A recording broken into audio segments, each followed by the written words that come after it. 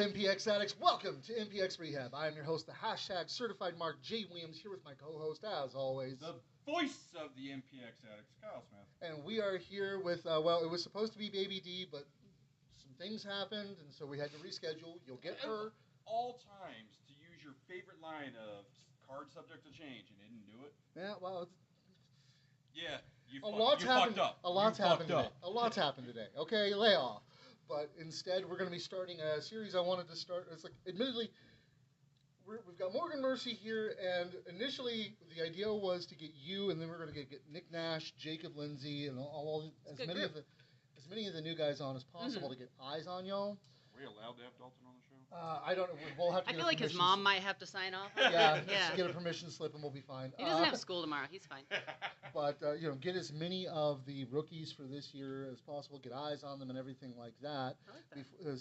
So that other shows might have a chance to see them and everything like that. But since MPX is continuing, I changed the idea. Now we're starting a Rookie of the Year series in which you, the watchers, will get to actually hear from the rookies.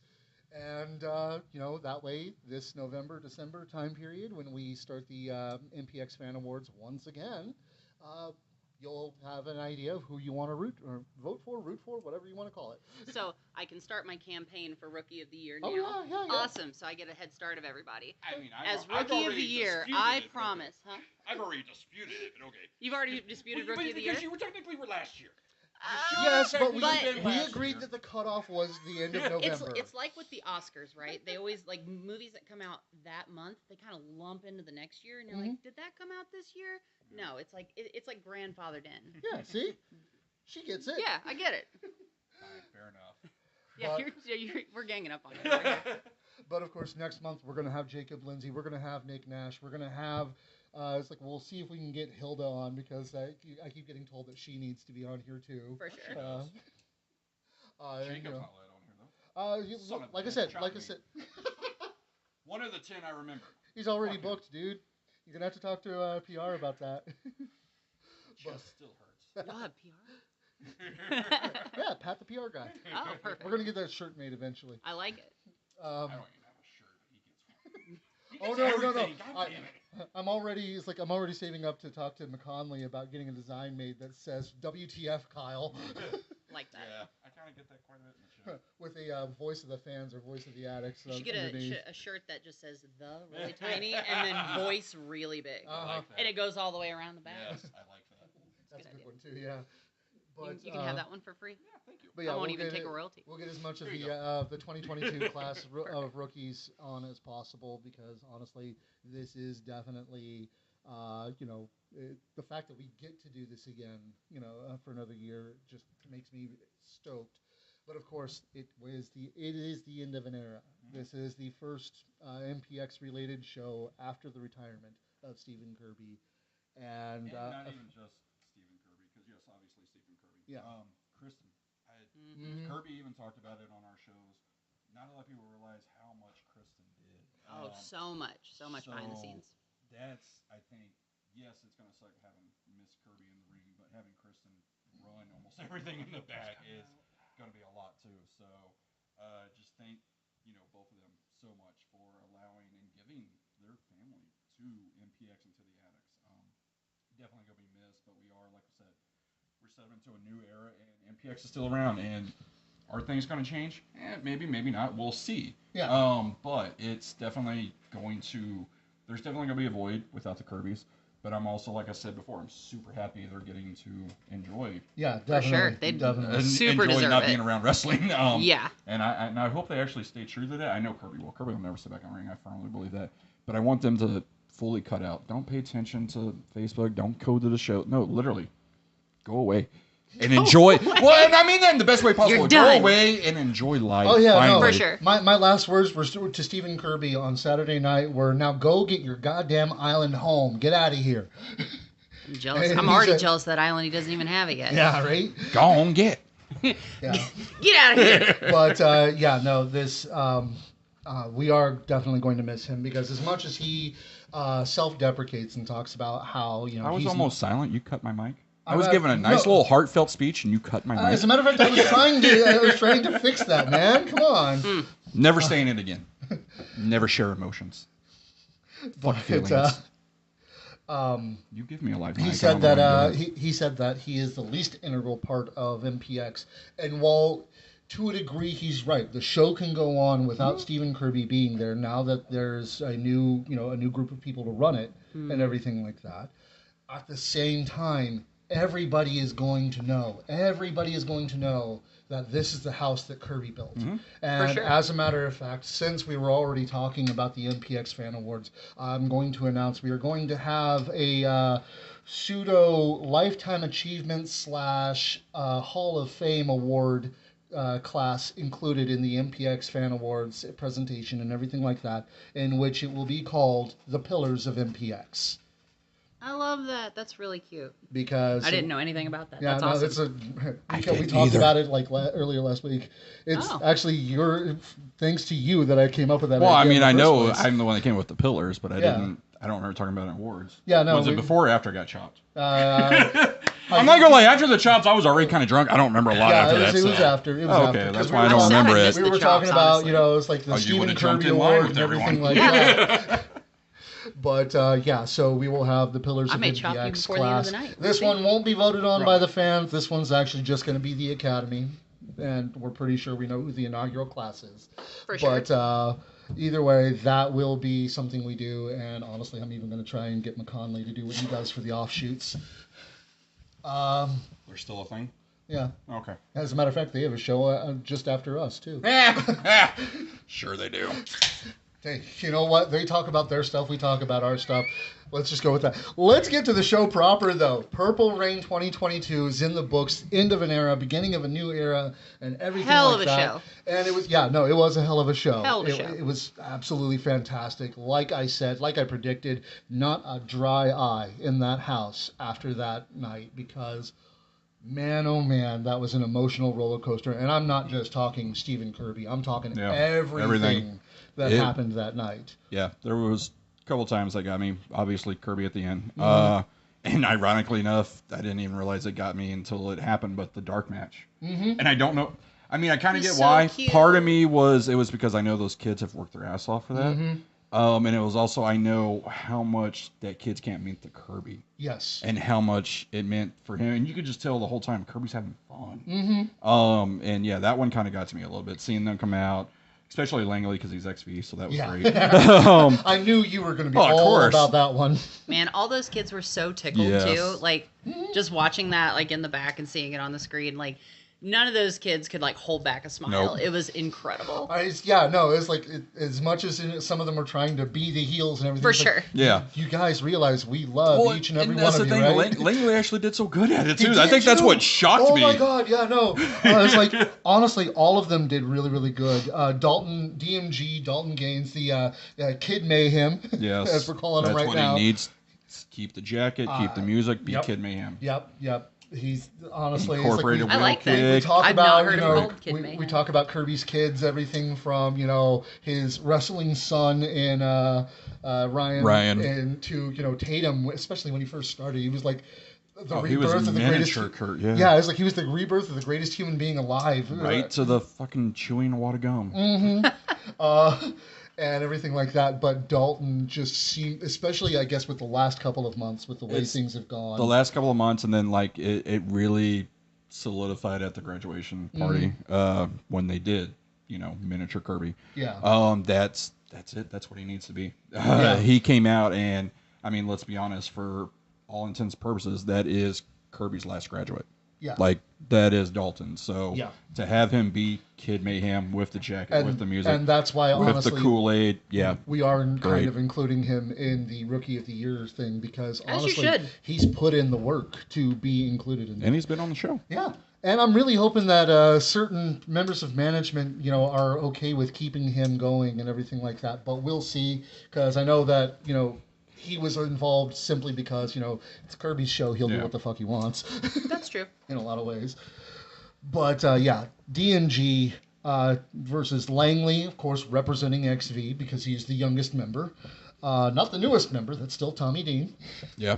Ragnarok. Which is kind of weird. Langley's longer than I know, right? He's tenured. Ragnarok, which respect, kid. I That loved was- it. that was really cool. Everything from the immigrant song to calling yourself Ragnarok. I'm just like, yes. I don't know how I didn't think of using Immigrant Song Right? as an entrance song. As soon as I heard it, I was like, that is a genius song to have for your There's entrance. so many Vikings in wrestling now, and Right? not a one of y'all How did uses how did I not do Viking? right?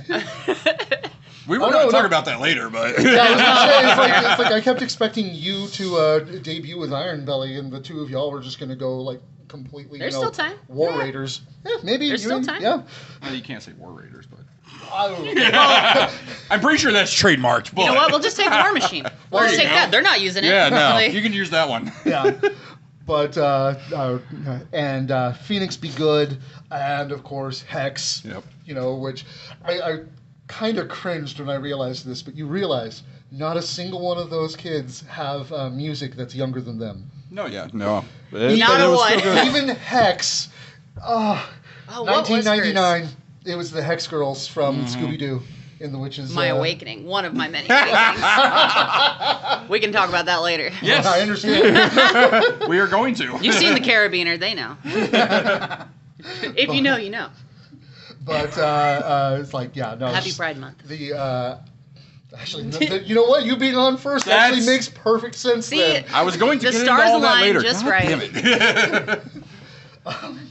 But yeah, no. Honestly, the whole thing was good. Dalton only going over against one of them, and hearing. Why? I- Why is it the XP that's always got to lose? God damn it, management. No, it's got nothing to do with management. No, I know. I was just sitting there. Yeah, I it's was like I got told why, and I'm just like absolute respect for that one. I love it. That's honestly, you know, he can try and be a heel all he wants, but he's one of the heroes of MPX. Oh, yeah. He's been beloved at MPX for years. Yep. Because he's a McClendon, if nothing else. So, yeah, no, yeah. Poor Dalton, just getting the snot beat out of him the whole night, you know. But to whole be fair, night. he's kind of deserved after everything he's done before, right? What has he done? He's messed with Kirby. He's given Messed it what he with got. But no, it was great because again, like I said, for all intents and purposes, Dalton probably is the last graduate of Kirby, and I mean, yes, he's trained with the younger kids and everything like that, but it was also he's kind of that. Hey, this is the vet of that group, so to speak. And to have him go through and kind of help everyone else, and that was great. And I was super proud of all of them. Definitely proud of Dalton because again, like I said, he all intents and purposes was the vet of that match and led everything, and it was great, and he did really well. All of them did amazingly. It's weird to think like how good they are at such a young age with what I mean, not little training, they've had a lot of training, but how quick it's all come about. Oh yeah, definitely. Honestly, I'm hoping, you know, it's like I'm hoping they all stick with it and everything like that. And I hope so, happen to too. know that one of our consistent members of the audience and everything like that is wanting to get into training to be a ref as well. Sydney, it's still going. Go for it. Do it. We need more refs. Yes. And honestly, Nick proves that that MPX can produce some really great refs. So. Yeah. It's true. It's a lot better than that fucking Brennan kid. He got beat like a red-headed stepchild. What a weird phrase that is. I was thinking about that recently, and I'm like, wow, that's an aggressive phrase. Right? Who discovered that it was only redheaded stepchildren and they got beat? Right. They did a poll. They must have. It's You too? it's American immigrant history with the Irish and everything. Oh my Totally. God, So- you have an actual history on it. Yes, I know the actual. Oh, is that real? I'm Irish, dude. Huh. I was not aware of that. Yeah. Welcome to MPX history. The amount, Yeah. the amount. Not, No. not the history you thought you would get. Yeah, the amount of kids that came over without their parents and everything like that, they would Oh. be, you know, adopted out, and they, you know, or if they only had one parent, they would be, you know, their parent would remarry and everything like that. Man, And that's usually, a bummer. because they are the stepchild and they have that bright red hair, and that bright red hair used to be a signal for beat me up, and that's why gingers are still made fun of in England. Ah, It's not just England, let's be clear. I wasn't yeah, going to say it. I wasn't going to say it. But you know, with all of that, yeah, no, they got treated really crappy, and it's really horrible. And yeah, actually, that's why Annie from History is horrible. yeah, that's why Annie from Little Orphan Annie is a redhead. Oh. I I didn't know that. Good news. I learned something today. Jay Williams, You certified definitely mark and didn't think holder that, of did a you? whole bunch You know, I of came here for random from stupid information. For wrestling, and I got a history lesson. You know, you never stop learning. What? No. We're not talking about Red. We're Why talking do you about always stop clipping my shit? Yeah, and Do we're you know not. how much trouble I get in because of you? We weren't even talking about Red. We're Right. talking about that we're Red. talking He about just Brennan. happens to have Fuck the same Brennan. name. Yeah, Red's fine. Well, Brennan the ref was a piece of shit. Yeah, Jamie said so. I'm pretty sure wasn't that the one I got yelled at for being nice to, or be nice to the new ref or Yeah, something? yeah. I was like, I'm always nice to actually, refs unless. Nick was the one that Kirby Right. came up and said, "Be nice." Yeah, but it was because of the other one, because apparently I talked shit about him. He should have been better. I'm just saying. And that's because Jamie was going after him, so of course you had to go after him. You simp. That, and you know, I'm You also very. simp. You also know I'm very hard on refs because I I love know. refs. Yes, I know. And Nick has actually been fucking phenomenal. Yes, he has. And for all the shit we're giving him, Red was really good when he was a ref. I don't know. Red was never A ref. ref Brennan shop- was a good ref. Refs don't get the credit They really that don't. they deserve, Exactly. Yeah. and they're just as important in a match. But Like- either way, yeah. Let's go ahead and get started with the show proper because the first match of the night, unfortunately, is not on the stream. I actually tried to rewind it numerous times when I was watching it earlier. Second dark match. Yeah. I really hope that gets fixed because that match was amazing. Yeah, Casey Clay, the true hero of MPX, versus the king of MPX, JD Griffey. Holy crap, this match was incredible. This is one of those that on paper you're like, oh, this is going to be great, and then it over delivers on what you thought it was Yeah, going to be. exactly. It's like that's why it made perfect sense for this to be the first match of the night. And I agree. You and- said it was either this or the triple threat. It was, and that's, and, you know, the whole time, because that's one of my favorite games is seeing the card and trying to lay it out myself. And because wrestling is a roller coaster. You Yeah. need an up and a down, Mm-hmm. and you got to level out somewhere. And kudos to management. They fucking lay out beautiful cards and always have. And that was the one I'm like, it's either this. I don't know what they're going to do. And yeah, starting with JD and Casey was amazing call. Yeah. Because you also saw both of them knew what it meant to open the last Stephen Kirby Purple Rain. Yeah. They both wanted this, and they both wanted to face each other. You could tell that this was Casey wanting to prove that he can be the top guy in MPX, and this is Jerome saying, this is still my kingdom. Match was amazing. Yes, my overbooking ass was kind of not upset with the outcome, but I was kind of like, I honestly thought Casey was going to go over just because I was surprised. you're going to have the present and the future go on to this new era of MPX, and you're going to have, because we all know it's kind of been announced, Jerome's kind of going to be going away soon. So it's one of those where I was like, I really thought it was going to be a great match, and I thought it'd be back and forth, and I thought Casey would get the win, either by roll-up or actually the clayway or whatever. I definitely didn't think a, nap. That shocked me.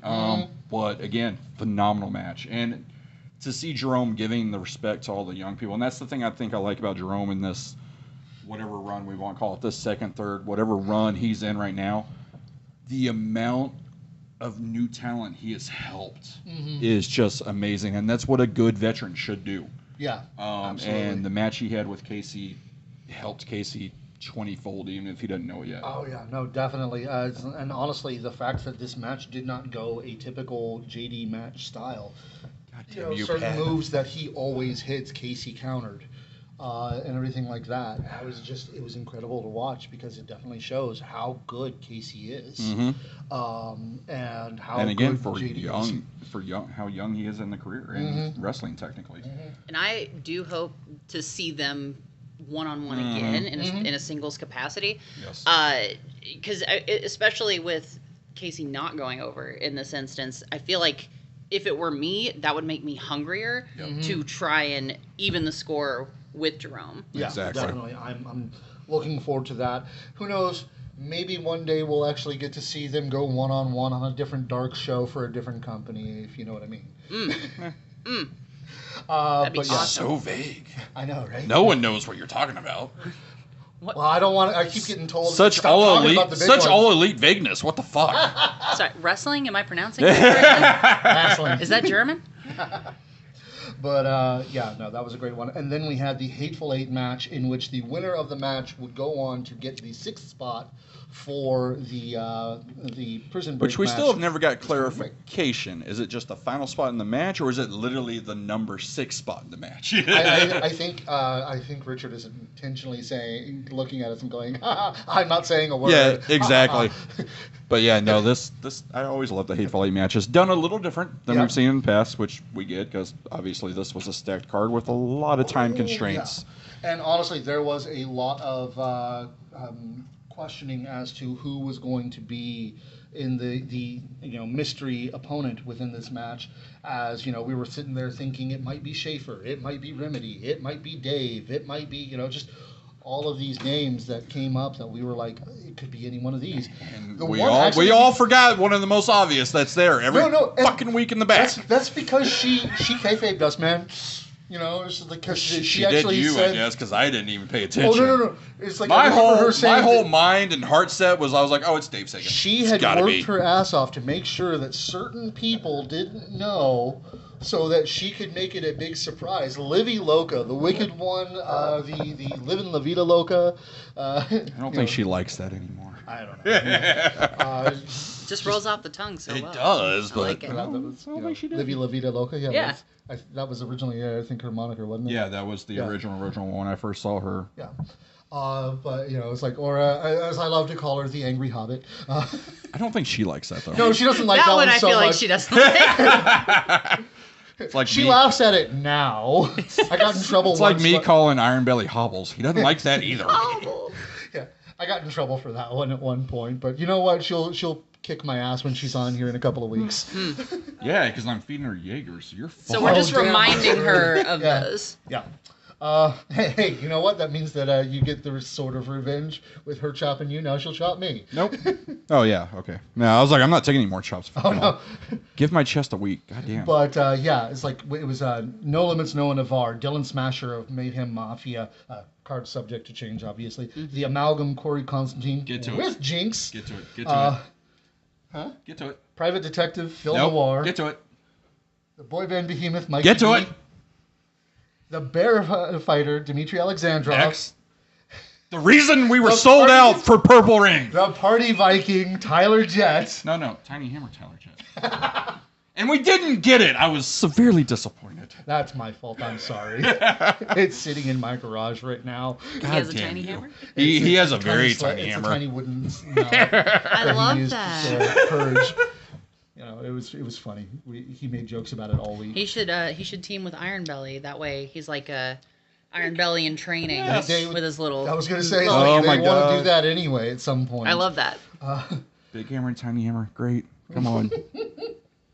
But One yeah, spouse all is about how you happy, swing the it. other This- spouse this- is not. this whole match was actually just really good. Yes. Actually, it's like there have been comments made about certain people.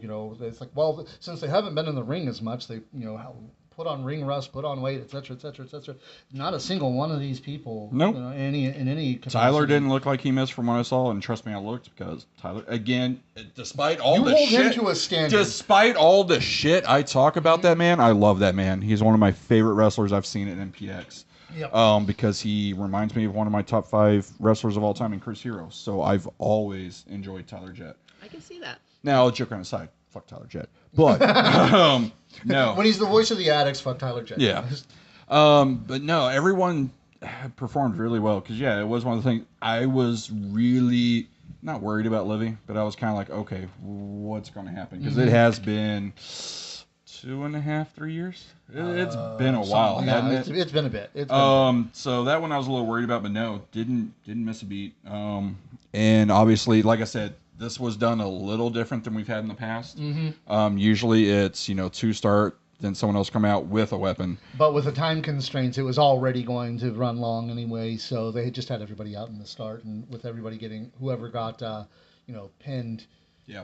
There was Exactly. weapon So added then after that. we had a weapons master. Yes. Who knew Carl was a weapons master? Well, I guess Richard is questioning that himself, especially after that last bit with the pool noodle. Yeah, that was a little. Now, if you added, some thumbtacks to it or something, cool. If you put Yeah. enough stank on it, Right, like, but just a pool noodle, no. But Anything can be a weapon with the right attitude. that is true. That is true. That is true. But yeah, in the end, with this match, honestly, with everything going on, Mikey B and Dylan Smasher having that little mini feud within the match. I'm so glad Dylan got this opportunity. God, yes. He's someone who we need to see more and more. For sure. We've seen him here and there, and it's always in the tag. Sometimes we've seen him once or twice single. Mm-hmm. The fact that he's local and we don't get him more is a shame because that man is very talented in the ring. But at the same time, the man does. It's like he's busy. I see flyers with him on them all the time, and I'm so he stoked is for that. busy. But let's be honest: if you're the young independent wrestler and you have something local or you have something 5 hours away. You're gonna take the one local, are you not? I feel it's more of a we haven't. Yeah, it's as a young independent wrestler, I will say yes. It is a bit strange that we get the guy who has to come in for drive 3 to 4 hours to get here more than we do the guy who lives around the freaking corner. So yeah, but yeah, that little bit, Phil being the first out. Still can't solve a fucking case. Well, he found Hilda. He did. No, he didn't. She came back from the farm. He did not find shit. He just happened to be at the building when she was there. How do you think she got back? He gave her a ride. That is not how it was described. Richard had that flight booked. He met her at the airport and brought her to MPX. In the building when she was there. Yeah, he's a master of disguise. He just looked like a regular cabbie in an Uber. It's just Phil, but with a cabbie hat. All right, there's your new gimmick. New York cabbie. Do it. Just changes hats. Oh, man. Now I want to write and film a series of just short,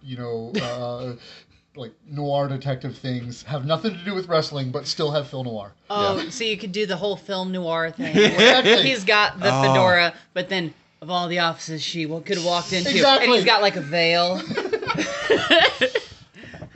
God damn it, why are we giving him free advice? I love it. Hey! I keep trying to make this.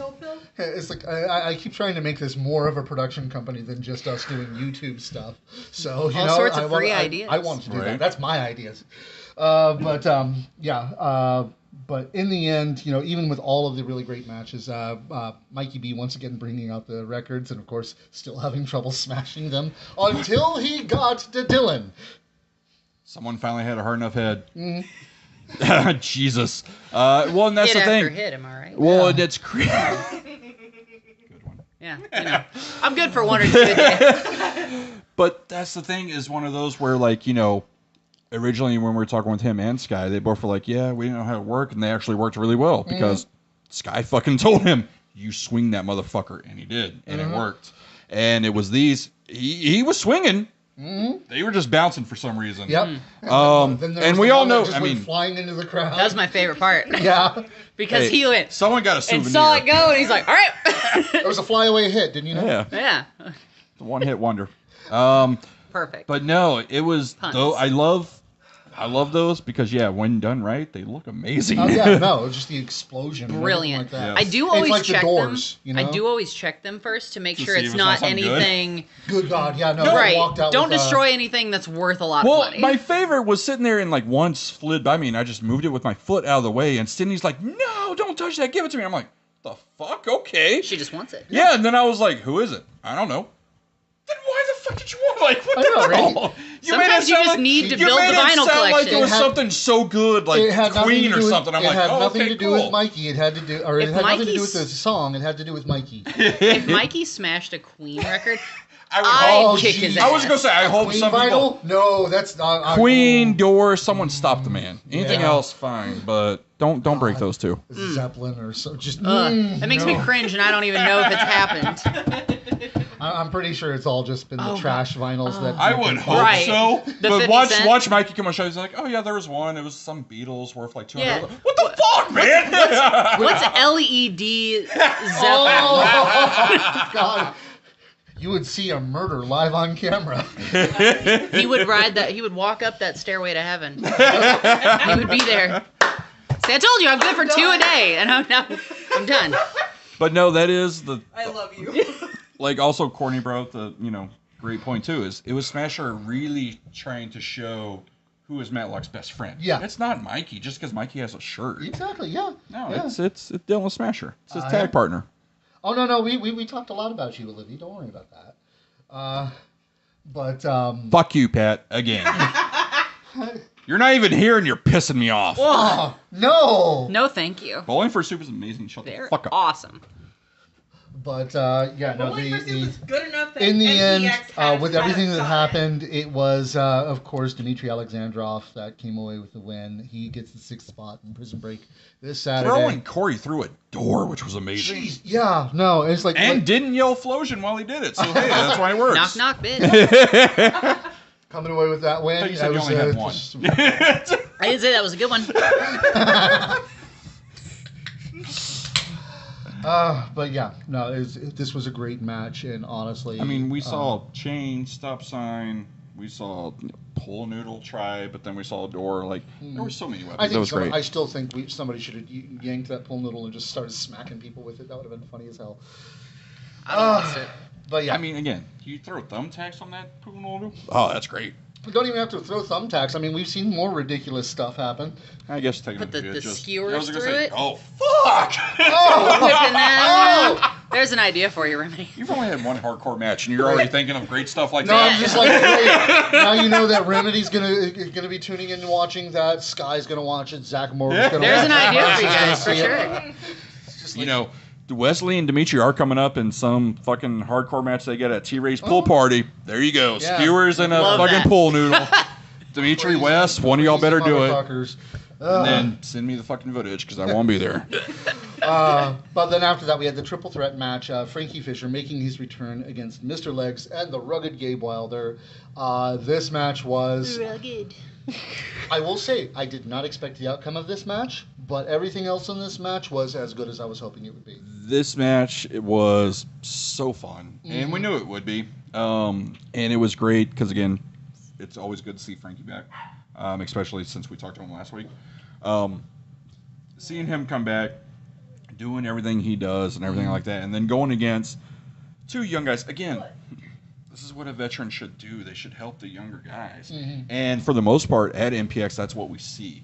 And seeing Frankie do that with Gabe and with Mr. Legs was amazing. And Mr. Legs is one of those that he's so good, but I think a lot of addicts and a lot of fans tend to forget how good he is. I love watching. Like, Mr. Legs, I will say, is one of my favorites at MPX. Oh, yeah. No, Like, he's... just everything he does is so creative and so Yes. clever. And just, Mr. Legs is one of the best characters I think I've ever seen. Oh, yeah. Yes. No, it's like my pun is still just the absolute truth in which he jumped into this gimmick both legs first. And it has just, it's done so well. And the fact that he doesn't wrestle anywhere but MPX, he's said as much. He's like, MPX is it.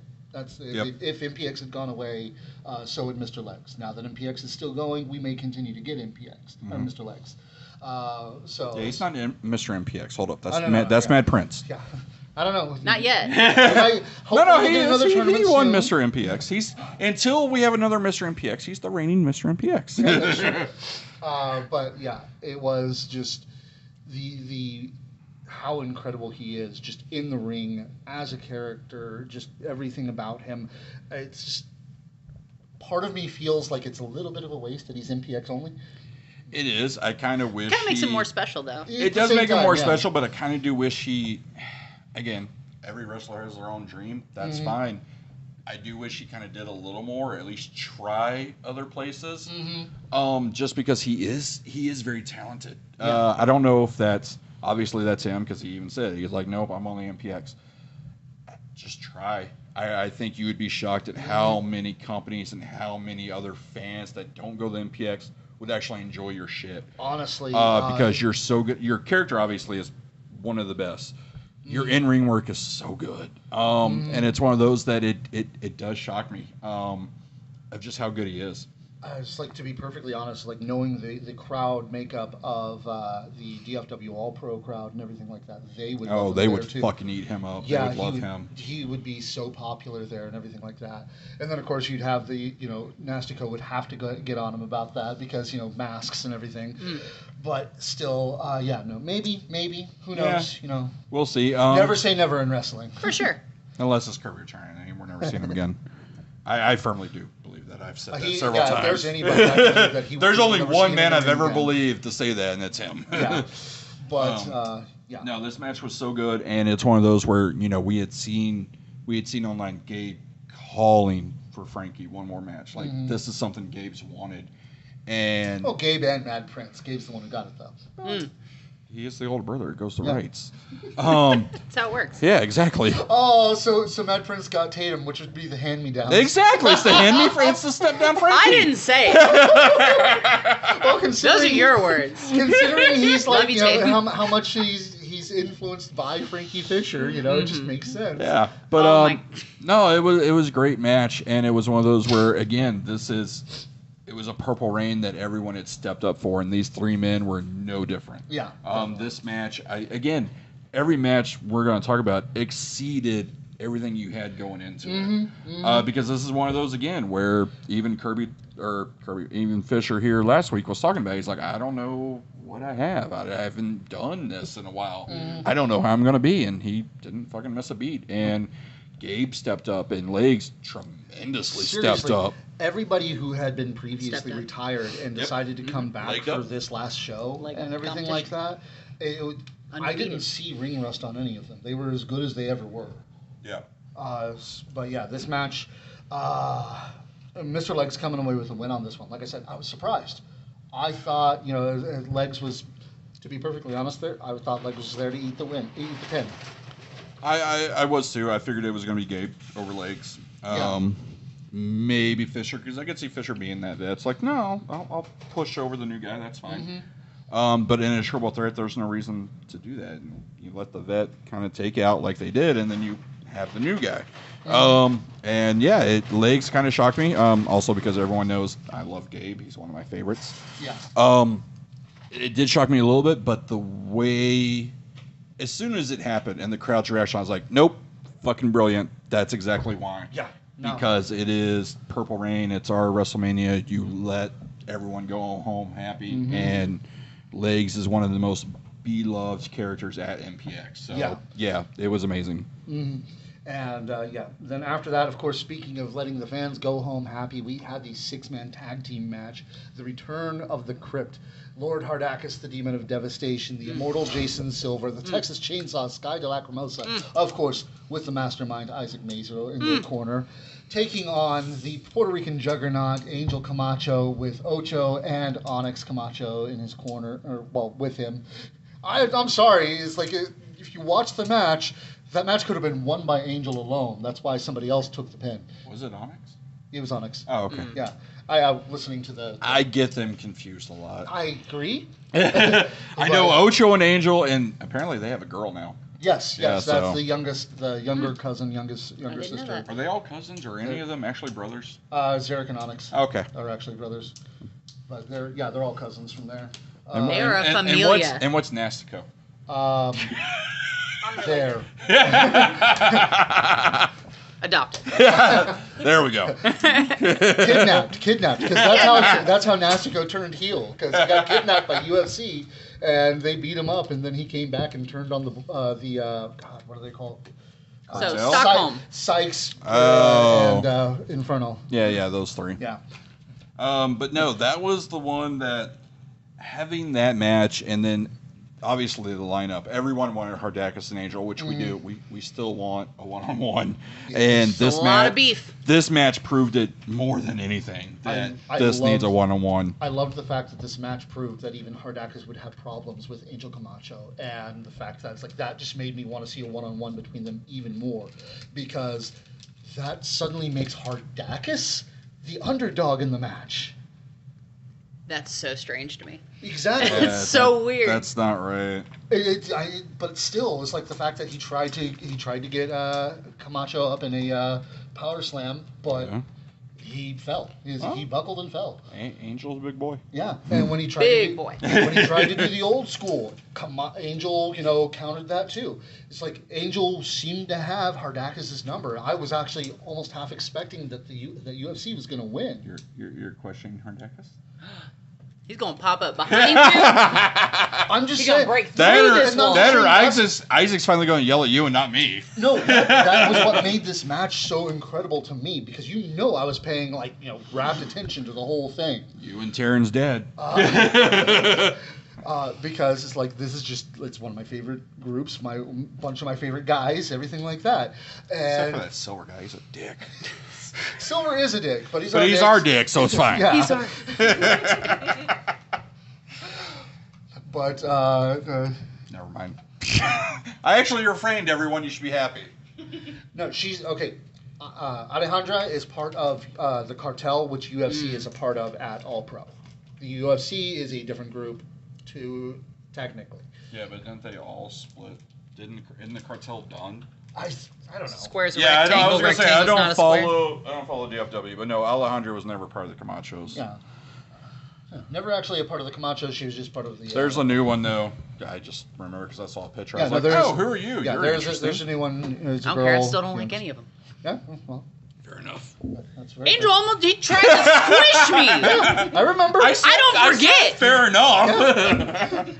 months ago. But Life flashed before my eyes. in the end, Women always Hardakis holding grudges. getting Onyx alone in the ring, and You're gonna well, chop the shit out of me, aren't you? she missed her chance on Saturday. I did miss so- my chance on Saturday. I'm real bummed about it. So did Brent. Thank God. No, I got that one. Other instead. Otherwise, I would not be here. Yeah. It's like I got that one instead because apparently I took his shot, even though he got one anyway. Yeah, but the one you took was his. Kirby said, "Hey, everybody, take shots with me." So I'm like, "Okay, cool." I don't drink much. I was going to take the opportunity. Was it like Office Space where they passed the cake? But Yep. then he doesn't Pretty get the much, thing of and he cake? just didn't get one. And everyone's like, who took it? And literally everyone, Someone took without my missing shot? a beat, everyone pointed to Jay. He's like, nope, he took it. Under that bus. They guilted me out of my fucking shot. Yeah, Livy guilted Lily out of her shot, so It's a smooth talker. but It's Libby. I have a no. What was funny is Brent's like, "Take a bump, motherfucker." I'm like, "I have, and I've taken numerous shots, chops." So you know what? He's like, "Not enough." And then after he's like, "I'm just fucking with you, man." Pow, motherfucker. It's fair. That sounds like Oh, it's total Brent. Yeah, I should have seen that one coming. But I oh well. already had 3 shots of Fireball by that time, so I'm like... Fuck Fireball. Man, But that yeah. was my shot of choice back in the day. So yeah, Still my That fucking is shot the of choice. worst. Never again. the Crypt coming away with the win on that one. And then we had another tag team match. Speaking of Brent, and speaking of you, Heavy What a Metal. segue.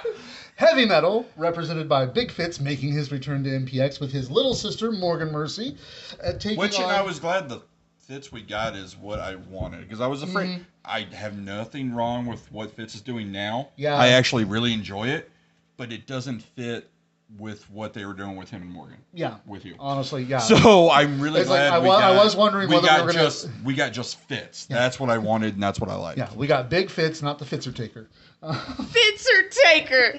I love that. I wasn't going to say it because last time I said that to him, he got really pissed, and I was like, oh, okay, gotcha. Never saying that again. He still gets really Yeah, mad let's about not piss off my brother, the... please. He still gets mad about the Fitzdakis thing, so, you know... He was I avoid that Hardakis one for the now. longest time.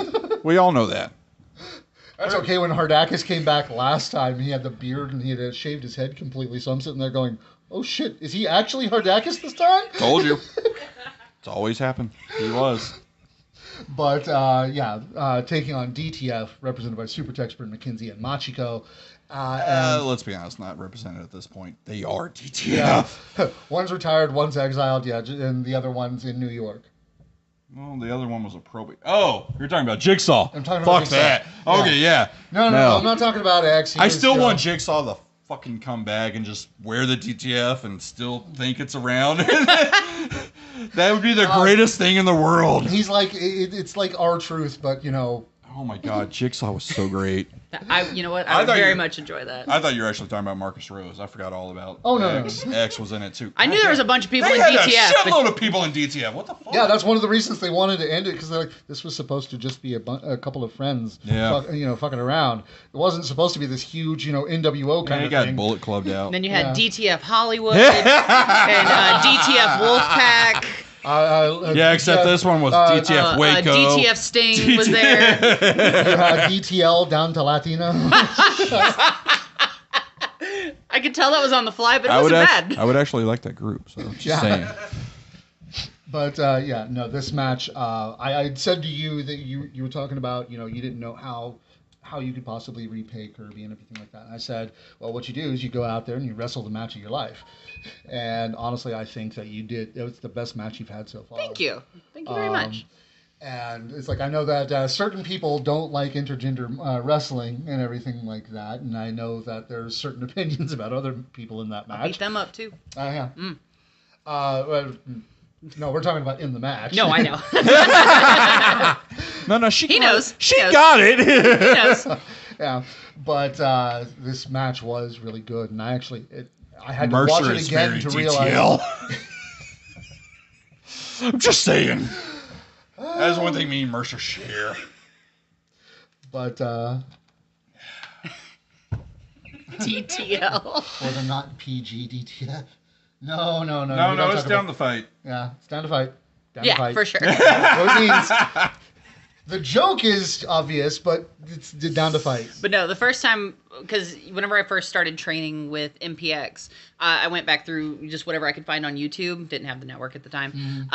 And I had found, I think it was one of Machka's matches, and she was representing DTF, and I was like, I love that concept of DTF, because as you all noticed, I love puns, and so I just love wordplay like that. So I was in on DTF, and I was so extremely happy to be able to be a part of, I guess you could call it DTF's like last ride, right? Because I don't know. Never in wrestling. What? Right. Unless it's Kirby. Right. Brent will be back, bud. You think so? Probably. We've already gone through one retirement. So how many wrestlers we've seen? I was like, yeah, I'm retired. I'm not going to be wrestling ever again. I might be involved again, but I'm not going to wrestle again. And then they have another run. And then they're like, I've got that itch. Livy, it is real. Frankie, it's real. Frankie, Dexter, Wesley. Yeah. I've been to fucking 4 Wesley retirement matches. So. He just likes to do that. Yeah, he really does. I think it's just to see how far of a friend I am to drive. Yeah, I'll go local for your last match. Need to get Wesley. Fuck you, you're in the middle of nowhere. I'm still wrestling, dick. I'll be at MPX next week. You son of a bitch. What a gaslighter. But yeah, I had a lot of fun with this match. It's the first time I've ever gotten to tag with Fitz. We've been trying to make... I was going to say, y'all wanted that forever. Forever! I remember, that was his stipulation on winning Squid Game. Yeah, it really was. Yeah. I mean, and now I feel bad that my wish at Squid Game was not that. But it was very high up there on the list. But, I think obviously we came away with the win, but I think we really... proved that we have really great chemistry together. You do. And I think we brought all the heavy metal. I was going to say the soft sounds, but there were no soft sounds. None. I think that was what shocked me the most is because when I first saw y'all wanted a team and everything, I'm like, it's just 2 powerhouses. It doesn't make sense. And then I saw it in y'all's chemistry and y'all's interactions with each other, and then the match itself, I'm like, oh no, this actually fucking works. For this sure. is great. And we're really hoping to. I would love to do it at MPX again, anywhere. I love being around Fitz so much. He's such a genuinely awesome guy, and I'm gonna put him over. I don't know if he'll actually watch this, but yeah, he's one of my favorite people to be around, just because he's such an awesome, positive, and like just a powerful guy. Like he's so smart.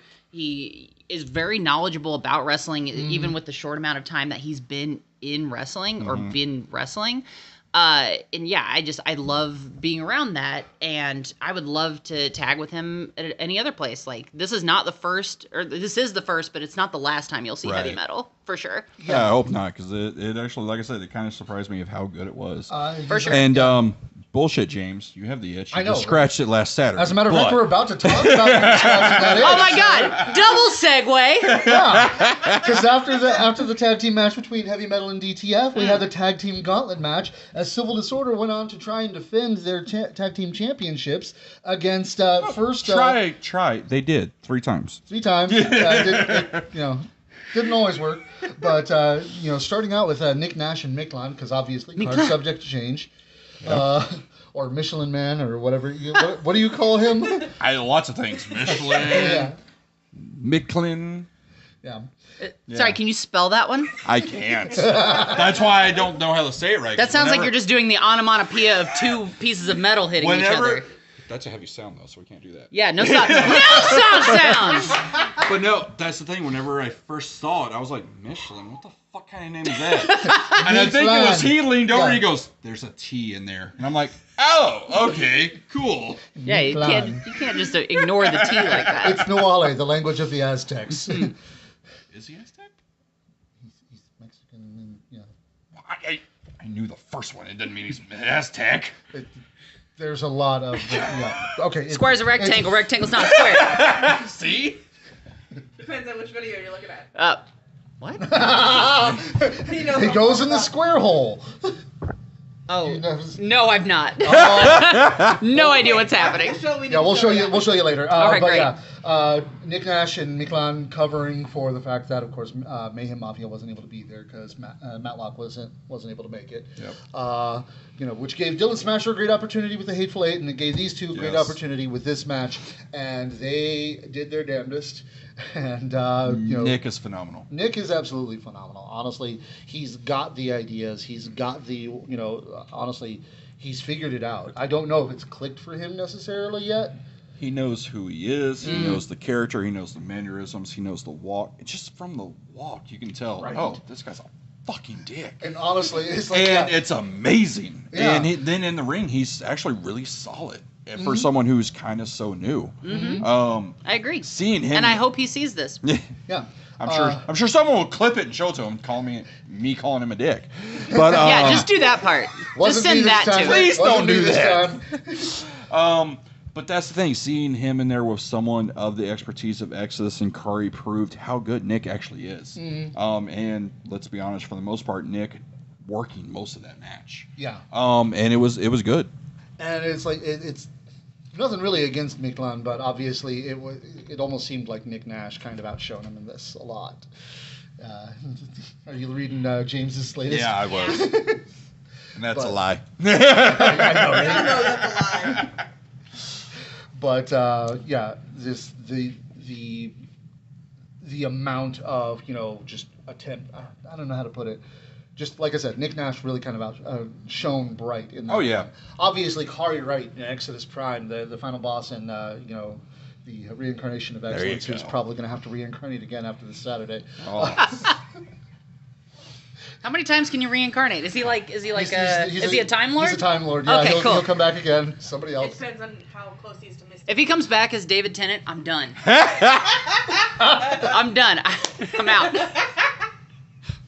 That would be funny. I do just want. I want to see him in. I want him to take Phil's jacket and some and a pair of Chucks. But, Start speaking French. Yeah, I was like, so yeah, of course they were fantastic. But yeah, unfortunately for Nick Nash and Micklon, it did not end well. They did get pinned and everything after Micklon was thrown into Nick and left. See, Nick just needs to find a better partner. Yeah. It cost him. But then we also got a MPX Originals kind of tag team as One of the first surprises. Yeah, Joe Angelo Garcia. Oh, never mind. Yeah, I'm talking about the MPX second one. Originals. Yeah, Joe Angelo There we Garcia, go. the highlight of the night, the Hispanic Casa Panic. So and much sauce. The king of Texas Cruiserweights, Too much, you James would say. Johnson, came in, teaming up, hoping to get that tag team gold. But why? But why? Yeah, why? Why was Because it was James the there? last MPX show, and he has that itch, Yeah. He has an itch. Not because of his last MPI, it's because he has an itch. he's definitely- He'll be back again, you know it.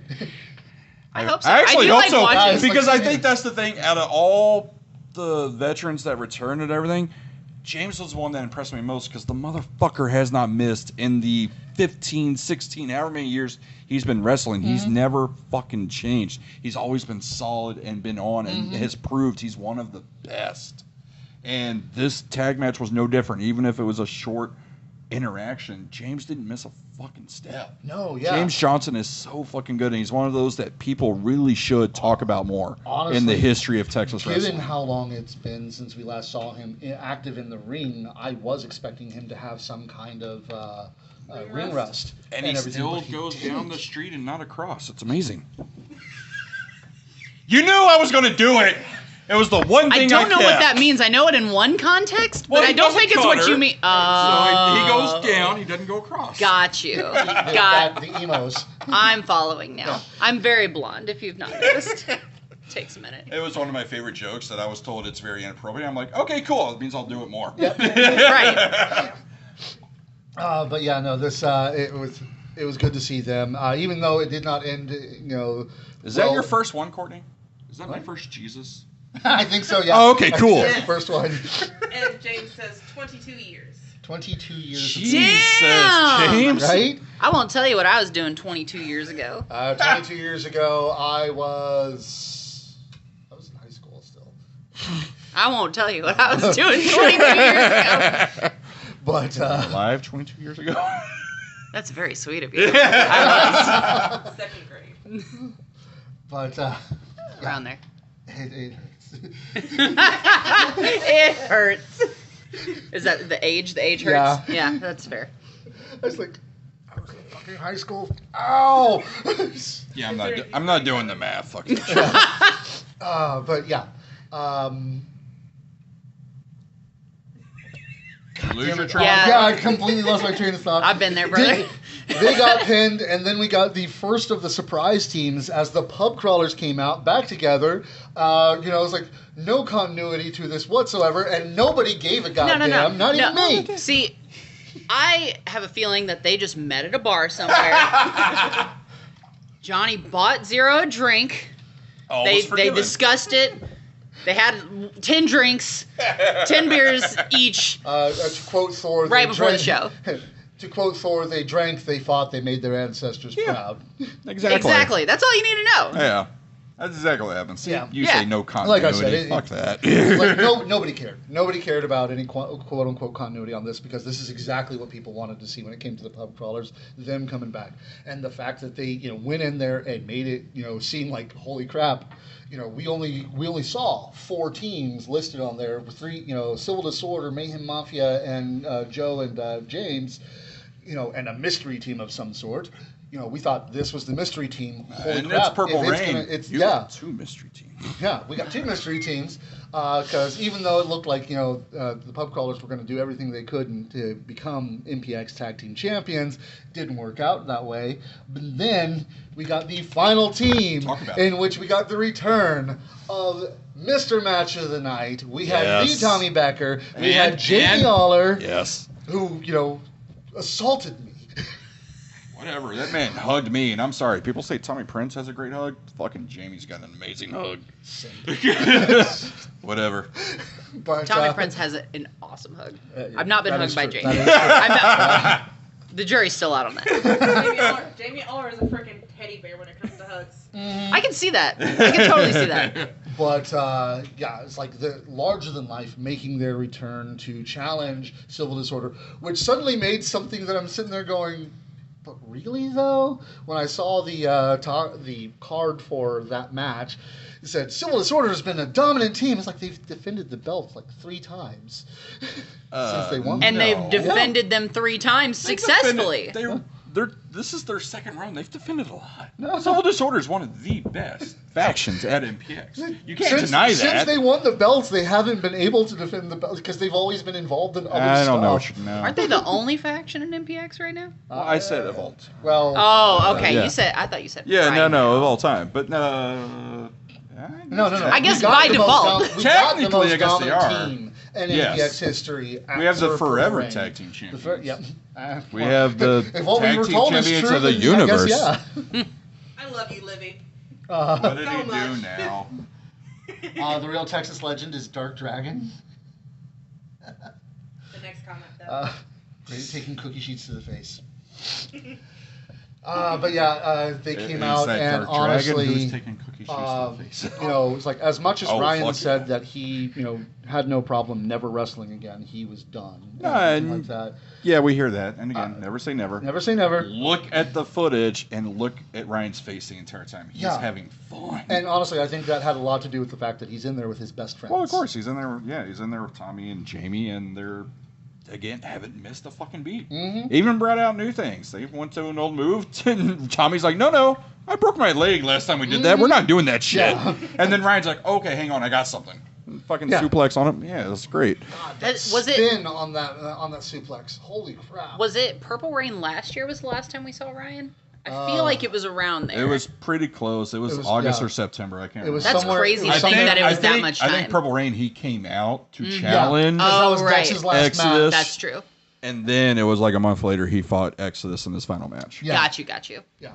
But yeah, Yeah. I was super excited to see him back. Oh yeah, Yeah. that was And amazing. And I love watching the it. match itself was great. And then I mean, you saw how brutal it was. Tommy fucking busted open hard. Jeez, yeah. That boy. There's your red rain. I guess, That yeah. boy. And our fatal Who four-way sword. who knew fucking Tommy Becker was going to be in Red Rain?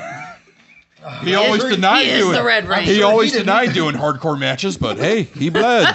The only one to bleed at all of Purple Rain. I know, right? Especially with who all was in Purple Rain. Right. But larger than life, winning the belts. Jamie being on the mic and being as gold as he ever is, Yep. doing that. And there's not a better person to, other than Kirby, which Mm-hmm. obviously Kirby had another speech later, to announce the sale and ownership and who it was of, for MPX. Yeah. There's no better than Jamie because, again, like you said, there's, fuck it. No, there's no one that can touch Jamie on the mic. I was going to try to be political and be like, oh, there's something. No. Fucking no one can touch No. Jamie. No. Honestly, it's like him and Mazer are the two best at that. Yes. Just period, the end. And it's And hell, weird Jamie because can- they're on complete opposite spectrums. And Jamie Aller can deliver better, like angry promos than, certain other entitled, quote unquote, people. Even when they're happy promos, he's angry. Oh, yeah, no, he's fantastic. So this at was that. technically a happy announcement, I yet know, right? he had such passion and validity and violence to That it. man You're like, always seems angry, which is going to make the 16th so much fun. if you've ever watched if you've ever watched Stacy's Snapchats, he gets angry quite a bit about Oh. AEW, so it's great. Not surprised. I'm watching Not fucking love it. surprised. Make sure. Are we making sure to get the AEW figures for him? He's gonna bitch about how they break. Yep. That's my favorite thing. He's like, they can't even do this shit right. But no, it was fantastic to see them all again, and whether we see them, for a long time or just this one time or anything like that, it was great to see Larger Than Life. One of the, honestly, they were the first tag team champions when I first came in, so They are your forever tag team champions. yeah, pretty much. Then after that, we had the MPX Championship match. You called this one pretty well. As 1 in a million Tatum Manning took on Mr. MPX, the MPX Addicts champion, the Mad Prince, with Hilda. Tommy Two Bills. Not The anymore. Metro Prince of Wrestling. Yeah, not Tomothy. anymore. Tomothy. The Metro Prince of Tomothy and MPX. Gabraham. I don't think I'll ever get over how much I love that. Gabraham's fucking brilliant. Yeah. Tomothy I can't really get behind, but Gabraham's fucking genius. I mean, they're both great. Yeah. I like them both. No, yeah, they're both great Yeah. people. The name wise. Oh, no, the names too. Oh, for sure. I don't know. Oh. Tomothy doesn't. I don't know. For some reason, I'm not behind that one. Gabraham's. Oh yeah, that's fucking brilliant. Yeah, Tomothy's kinda like, Gabraham, they both roll off the tongue well. I get it. Yeah. Absolute facts, Libby. But this match No between idea. these two was the story that you expect. It was pretty much the story you expect. Yes. Between these two, it was Tatum, taking everything that Tommy and Hilda could throw at him, literally sometimes. Well, and that's the thing with Tatum. I guess it kind of always impresses me is I forget how tough he fucking actually is. Yeah, right. He Like, is a tough. This is a man who, don't he know if I went. can cuss. Oh no! Have you not listened to me Oh, yet? okay. All right. Well, then I got some catching up to do. You've seen Rehab. We do this all the time. I mean, true. But now this is someone he survived Red Rain with Dave. Like that's where really we kind of first saw Tatum's toughness. Then the match with Jerome. And Yeah, then that's what I was gonna say. And then here, Tommy is not a light motherfucker. No, he's not. No. Yeah, and when I saw Tatum's arm wrapped around that pole and then Tommy run in with that knee, I'm like, oh, good God. Tommy's not a soft hit. No. No. And that, and then the strikes, and Tatum gave back as good as he was getting. I was thoroughly impressed. Mm-hmm. Tatum's one of those that I've always enjoyed, I've always liked, I've always said he's a star, but these last couple of months, I guess since he's won the title, it impresses me more and more every time he's out there. Yeah. The match with Jerome, I flat out messaged him. I was like, you're a fucking star now. Yep. Not just because you fucking bled. It was the match itself and going through all that. Yeah, you are a fucking star now. No one can tell you what the fuck to do. You know what you're doing. Yeah. And he's been amazing on this whole title run, and even with the story with him and Tommy and everything like that. Again, we talked about it a week or 2 weeks ago, how quickly it was thrown together, but how it's felt like it's been going on for months. For sure. Like, that's how good these men have been at that. Yeah, no, honestly, no one can deny exactly how good Tommy Prince is. You know, I love watching him too. Yeah, like in the ring and with his character work and everything. Yes, like that, all of it. He is just a singular talent all on his own. There is a reason that it's like I'd love to see the boys back together, and we'll actually kind of sort of see them back together here on Rehab. Maybe, possibly, probably. However you just do that. Probably, maybe, probably. I think that's how it goes. But as much as I'd love to see the boys back together, them as singles talents doing what they do best, they're absolutely incredible. They are. For They're sure. really great. And then also Hilda, you know, the technical fourth person after the ref, doing her spots so well. And it started out a fucking little sell on that clout breaker. Jesus Christ, amazing. It's like it started out a little rocky when she first popped up, but like as it's gone, as she has done this more and more, she just gets better and better. Oh yeah, and you just like For sure. knowing who she is and everything like that. I hope we get to see her in the ring soon. You know, Yeah. because she is actually quite capable in the ring as well. As is Jinx. So can we get that storyline of Constantine and Jinx versus Tommy and Hilda? I think that would be incredible. I would That would love be really that. great. That- Your MPX that's management. perfect. The Book it. parallels are great. Yeah, That and would the be fact that amazing. there's already a history there too. You know. I like it. It's a great idea. You know, Hilda was with Corey and Jinx at one point. She was stolen, sir. That's Stolen. not what. Nah. You can't hold people against their will. That's mean, that's you- called illegal. You could get and the wrong. testimony from Hilda herself. Were you kidnapped? Yeah. I actually do want that interview now. Be like, hey, Hilda, so what exactly happened? Tell us about the farm. How did it feel being hung from the? That had to hurt, right? I mean, she's very light. It's all stuffing, like.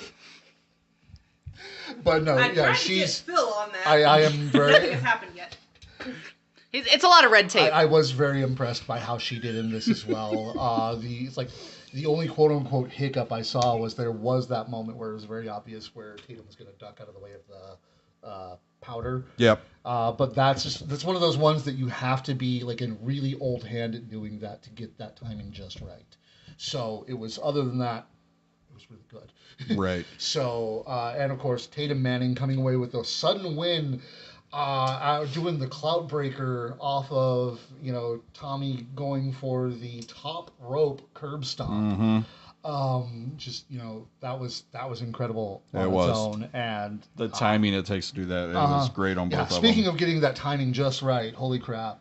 That was almost up there with the amount of the incredible timing that Exodus has, doing the mass exodus of people out of nowhere. The mass exodus is, and it was Tommy Dean who did Supercut to Casey on the moonsault, right? Yeah.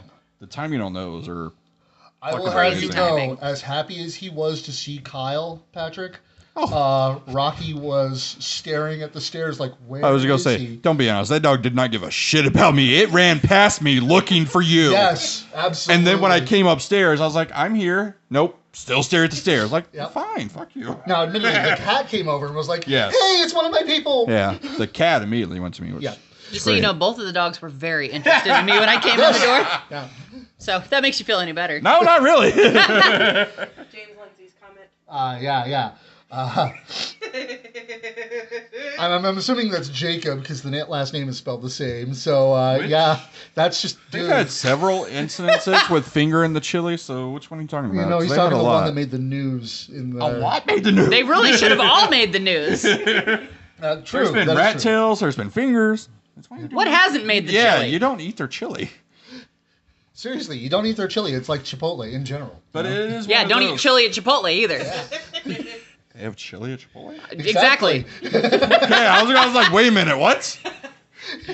If Come on, Chipotle keep up. tries to sell you chili, don't take it. But it's actually on Wendy's menu. I'm confused. I know. It was the joke. Oh, okay. Gotcha. But no, that was the thing. It was one of those moments where it was, why now, Red? I know. Prison Break is literally the next week. Call us armchair bookers, but we're looking at Red cashing in like that. Is like, okay, if it's not gonna succeed, why? Yeah. It just didn't make sense. I've also always been to hate the cash in lose. Did that? I don't know. Really? Yeah. So okay, it's not Jacob then. Yeah. I don't know. I still say this. It's a Okay, fit. well, James, then yeah, good to see. Thank you for watching the show. Appreciate it. But yeah, it's one of those things where I've always hated the cash ins and they lose. Yeah. Just because it seems like we built up something, and then Dave's always made sense because that was like Dave's whole point. Was Yeah. He just wanted the prospect title. Yeah. And then And if he so- lost it, see- he intentionally sometimes lost it just so he could go get it again. Yeah. Schaefer always, still to this day, don't understand why Schaefer ever lost 2 times. Twice. 2 fucking times. And Doesn't make Casey- fucking sense. Casey's loss in that instance also made sense because he was arrogant, and that actually Right. led into him Exactly. having Brent and everything. So, that I worked. guess, as we've always said, let it play out. We'll see what happens with Red after this. Mm-hmm. But as of right now, yeah, I don't fucking get why. It makes no sense. I don't know. And obviously, it's just like, it kind of made me think, it's like, what was supposed to happen there? Why did that happen so suddenly? But I'm not the booker, so take everything I say with a grain of salt. What? I'm just a mark. What? Yeah, we never know what we're talking about. There's a reason I call myself We're the a certified best. mark. We're the best and worst things about wrestling. Remember? Exactly. I mean, We're just a bunch of stupid, uneducated marks. yeah, I I'm feel not it. Same. hold up. Not fucking uneducated. Fuck you. You clearly didn't know about the Chipotle chili, so. Yeah, exactly. Never gonna let that down. Nope, never again. But but of course, this all leads up to the main event, the final match of Mr. Mayhem, the greatest human being alive, Stephen Kirby, taking on 50 caliber Barrett Brown in his final match. Hell of a This- match. Fucking suicide by 50 cal. Jesus Christ. If you're gonna go out, Yeah, you definitely ain't coming back. This match was honestly everything I love about Stephen Kirby as a wrestler. Yes. It was, the jokes, the entertaining, the fantastic heel work, the fighting, the strength, and everything like that. The fact that despite what people might think, he's actually a really good wrestler. Oh, he is. yeah, super underrated. Like, Yes. It's like, one of the best, in my opinion. And, Mhm. But just I'm a little biased. having Dexter We all as are, the special but guest referee. it's not true. And I just honestly, this match was everything I could have hoped for in a final match for Stephen Kirby, and I'm hoping it's the same with him as well. That it was everything he could have hoped for. Oh, yeah. Um, And then again, it was all the surprises. Dexter coming out, Kyle Vallo coming Yes. out. Later on in the match, Izzy James coming out, Palmer coming out, and then the entire locker room just clearing out. yeah. Was amazing. Hey, we saw a frog there too. Or God, we did. a toad. Yeah, I Bullfrog. don't know. He got kind of big. He Yeah. might have grown a little bit. Yeah, it was good to see El Salvador. Yeah. I never thought I would see him again. Saw Tadlock. That was great. Yeah. But yeah, we saw so many people from MPX Pass because that's what Kirby has meant to these people. There are people who obviously came out of their way just for this. Yeah. Because again, yeah, it may have been a moniker, but I don't think a moniker spoke more to true of how it was of he is the greatest human being alive. Yeah. And if anyone's ever talked or known to Kirby, that's true. Yeah. That man For sure. is amazing. He's been like super supportive of us, even though we still sit here and go, but why though? Mhm. and he's just everything he's done. He's an incredible guy, Yeah. and we're gonna miss the hell out of him. And again, what a way to have your final match than one of the best in the world. Exactly. Yeah. Going against Barrett Brown, who is going. I've said it for 3 years. It should have happened 3 years ago. Who is going to be a huge star in New Japan? Oh, absolutely. How he didn't get on the Super Junior, I don't get. It's whatever, but he's going to get there. That is something the Super Juniors need. If you listen to Barrett can revolutionize that division because that division is lacking right now in New Japan. If you listen to Okada, NJPW's done a lot of questionable things lately, and that's definitely up there among them. Yeah. So that's the thing, and going out against one of the best in the world, going out in front of all the addicts who adore you, having your family, Izzy come out of nowhere, having all these people that you've touched their lives on. Like there wasn't a person there that Kirby hadn't touched, not only just wrestling career, but also on like personal levels. You said with us, Kirby could have easily said, "Hey, don't you guys talk about my fucking show?" Okay, cool. Sorry. But no, he came out and he would actually help us and teach us and be like, "Hey, try this. Hey, do that." He even fucking let us go in the building and do this. It's no, for sure. What got me was it was the middle of winter. We were having the bad weather and everything like that. And he's like, "You guys, come inside. It's cold as hell out there. And as soon as everything warms up again, then y'all push can back go. outside. We'll push back outside." As soon as winter ended and everything like that, he's just like, "No, stick around." Yeah. Yeah, genuinely, like. Because then he was like, "Yeah, well, once we get back to Biggs, then you guys are gonna go back out because we're gonna want to lock up." I'm like, "Okay." Then we started going back to Biggs, and he's still letting us do it in the building. And it's like, "No, just this is where you guys are now." Yeah. For sure. Like, I know you mentioned it. Like, it's not just a moniker of greatest human being alive. Like, genuinely. In the ring, in training, outside of the ring, Kirby is one of the most awesome people that I've ever met. I would not still be doing this, like, with as much dedication. Like, because when I first started training, and I'm sure we'll get to this, I was like, okay, I just want to, try this and see if I'm any good at it. But he kind of instilled this, like, desire and this drive for me to get better because he kind of helped me believe in myself a little bit, a lot of it. And I mean, every step of the way, he's supportive of every single one of the trainees and not just the trainees, literally anybody that comes through that door or came through that door in any kind of capacity. He was always there to offer feedback or support or just ideas. Like, the man has such a great mind for wrestling. Right. Like, literally anybody, he's like, "Oh, what if you did this? Or what if, we did this way?" Like, he's definitely going to leave a huge void at MPX. Oh, definitely. But with that being said, I am excited to see what the future holds. Right. But Kirby is like you saw, like, when we all surrounded the ring, that was genuine. Like, we all, like, he has like a little bit of each of our hearts, right? Because he's just been such a big part of our careers and our stories and just our lives. Like, I guess it just hasn't hit me yet that he's like done. Right. I turned on the MPX playlist the day after, and the first thing that played was, of course, his song, because I put it right at the top, and that's where it's going to stay for a long time. Good. I like that. And as a matter of fact, I'm actually thinking I'm going to make a Stephen Kirby playlist of all the songs he had. If I can ever find that one song he was using his last time as Mr. Mayhem, I'd love to do that. But you gotta find the Wasp one too. Yeah. I'll never let him forget Wasp. I don't think anybody will ever let him actually forget Nobody Wasp. tries to let him forget. He just gets mad about it. He does. But, what are you gonna do? But yeah, it's like, but yeah, that came on, and I'll admit, it's like I was driving and I had to actually pull over and stop for a little bit because it's just like I couldn't see. And that's why I put on the addicts group. It's like, hey guys, who else wants to, emotionally torture themselves? Speaking of which, hold up, because I was looking through that. Why the fuck do you not have Pull It on there? Because it's in the classics. Because we've got Welcome to the Party back. Okay, I guess. Yeah. Don't. It's all intentional. Okay. It's all intentional. I was just Is like, it not just current? everyone liked to pull it. So. Yeah, the MPX playlist as it is. Well, I've got 2 other playlists as well. I've got guests who are the guys that show up like once or twice, and we never see them again. And then we've got classics, which is retired songs, retired wrestlers, and everything like that. Okay. So Pullett's in there. Pullett's in there. Okay. Pretty sure Tatum's going to want you to put it on both. Oh, Tatum wants it on all 3, probably. yeah, You're gonna get what you get, Tatum. And he wants it, on there like 20 times each. Right. Just the whole playlist is Tatum. but unfortunately, Spotify won't let me do that because I did try to do the same song Perfect. twice.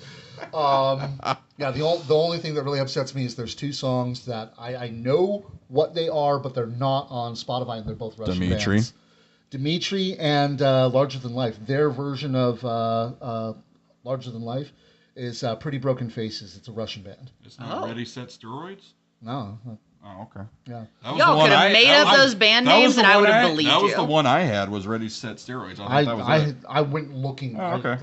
looking for. It's like rock cover, Larger Than Life. Because I was listening for some specific parts. Yeah. It was the laugh at the beginning of the whole thing. If you watch the Pretty Broken Faces video, he does that. Okay. But yeah, Interesting. Are you the lead singer of Pretty Broken Face? Because that sounded just like it. I cannot. I can do some voice acting. I cannot sing. I would never. Singing is torture- just voice acting with melody. Yes, Yeah. and I have none of that. But yeah, awesome match. But yeah, Like the match was incredible. Yeah. And The then- false finishes were played out so well. Yeah. Because it's one of those where, okay, we all know Kirby's going to lose. Last match, that's what you do. Mm-hmm. And Barrett hit his finisher, kick out. I was like, holy crap, he's not going What does out? Barrett call it? Because I call it the shotgun kick, and I know it's also like the claymore. And Yeah, the everything like Claymore, that. the rocket kick. Yeah, Yeah. so many different things. Yeah. I feel like it needs to be something around 50 cal. Yeah, I was going to say, it's something with 50 cal probably. Yeah. I don't know guns. so- Right, I don't either, so. But no, and then Kirby hitting the package and almost winning, you're like, oh my God. Because I also do, part of me, like maybe 2% of me, saw Kirby winning and then grab the mic and be like, you fuckers, I'm still wrestling, I'm not leaving. And I'll be like, oh, okay, yeah, you got it, played us- everyone, good I job. could totally see Kirby playing along with him like that and being like, "Yep, nope, I'm back. I'm not going away." I'd have And whooped then like his a ass. month later, actually retire. It's like, Drag everybody through this emotional turmoil to be Exactly. like, gotcha. Could exactly see Kirby doing that. I could, and I'd be super pissed about it. Well, It didn't even happen, and I I'm was gonna mad. say we'd all be pissed, yet we'd also be happy. so we're glad you're sticking around, but like- motherfucker. Yelling "fuck you" through tears. Pretty much. But yeah, and then I'd the go final- buy him a pink jacket just for that. and then Perfect. and then the final shot of it happening, the pin, and then just everyone immediately on their feet. Thank you, Kirby. It was great. I don't know why you're chanting for me. I lost. I came away with like a nice deep bruise in my arm. That's from Yeah, just hitting, slamming the... yeah, slamming the mat. Like you can't see. We can probably see it in the video, but yeah, yeah, no, it huge was like- dark bruise on my arm here. It's like the palms of my hand were hurting because I was one of the ones that was just bam, bam, bam on the guardrail. So All I the get noise. that. Yeah. No soft sounds. Yeah, no soft sounds. Yeah, But, apparently You were heavy metal. Yeah. Yeah. Livy, You get it. Livy is 67% sure it's just called the 50 caliber kick. Okay. I can, yeah. You're not 50% sure. I feel like that Oh, yeah, would make the more Fight sense. Forever chant. Yeah, no, Yeah, that the was... Fight for a Chant was great. Although I could see Kirby being like, no, that's why this is my last match. Right. Well, and that's the thing. Like, we look, Kirby is like, oh, I'm done. I can't do it, blah, blah, blah. Every match he had leading up to that was amazing. Like, it's one of those where it's like, if you were doubting your beliefs, no, you're fucking wrong all the time. Yeah. No, it's like Dalton's on here, and he said that Kirby carried him in multiple matches. He's an incredible wrestler. For And sure. it's like, yeah, no, and that's one of the things that makes Kirby such a great wrestler. Yes. It's like, the whole thing of people talk about when Kenny Omega wrestled a 9-year-old and everything like that. That match looked incredible because, Kenny Omega is one of the best in the world. And Kirby, same thing. He can make a mostly trained but still green kid look like an incredible wrestler. Now we've got also saying it's the hollow shot. So Hollow shot. Yeah. Okay. I don't know, man. It should be gun related. Yeah, I agree. Yeah. Fuck But, that, just call it the Barrett kick. But yeah, it was just. Just call it the hollow point. I don't know if that's he a thing. really is That's that, a bullet, right? Yeah, He's like he really is that good. You Yes. know. Hollow point. Maybe. I don't. It's a Who knows? Bullet type. That is bullet. Yeah. Can 50 cals be hollow point? I don't know. I don't know. Yeah. I'd have to call my brother. He would know. I just know you pull the thing and that's all I know. I just know you point and pull a trigger. Yeah, there's a little boop, boop, little deadly not let me put it yeah. this way: the only gun I own is a black powder gun. So, just like That one 50 caliber? no, Oh, okay. So you know, it's like, but yeah, the whole thing, this whole show was incredible. The last match, it's going to be hard to forget that. I mean, honestly, I fully expect this will probably, talking about the MPX Fan Awards again, this will probably be the winner of the Moment of the Year. Moment of the Year, match, or card of the year, yeah. Mm-hmm. Honestly, yeah. So yeah, the whole show, top to bottom, super, like, even though I wasn't able to, like, really focus in and just watch the matches, because being a part of it. yeah, I was going to say, Heaven forbid you're busy. God. Right. Sorry, my hands were full. But I do still need to go back and watch You're it. fine. Trust. full hand. We have our hands full. One of them's retired. I'm safe. The other one's One's hardly out of the safe. way. Now I need Machiko. Yeah. Hey, she called me out in a hardcore match. Yeah, I want that I was hardcore actually match going with to bring her. that up. It's like, Book it. Machiko wants a hardcore match with you, and you've actually She proven does- you're really good at those. She doesn't want any of this. I'm still hoping for a revenge match against Phoebe, so, we'll see. You know what? Throw them both in there. Handicap match. I'll take them both. That No would big actually deal. be a really No cool soft match to sounds. watch. Yeah. But yeah. But that, of course, leads us to the new era of MPX, starting with Prison Break. We're going to have where the main event is going to be a title match, Prison Break, and that is just the lineup of that is incredible. Yes. We've got of course Tatum, number one on there. Number one entry? Maybe. Go the distance. Come on. Management still has a grudge for him, I'm pretty sure, especially since he beat, Richard's son. Well, Golden Boy. he switched Tommy's numbers. So. Yeah, so I could see him being first in that match. We've, of course, got, Dmitry Alexandrov, who won that place in the Hateful Eight match, number 6. Yeah. I don't know if he's going to be the sixth entrant or if he's going to be just, the sixth person. Former champ. Yeah, a former MPX champion. Brixton Shaw, Former MPX champion. J.D. Griffey, four-time former MPX, four-time former MPX champion.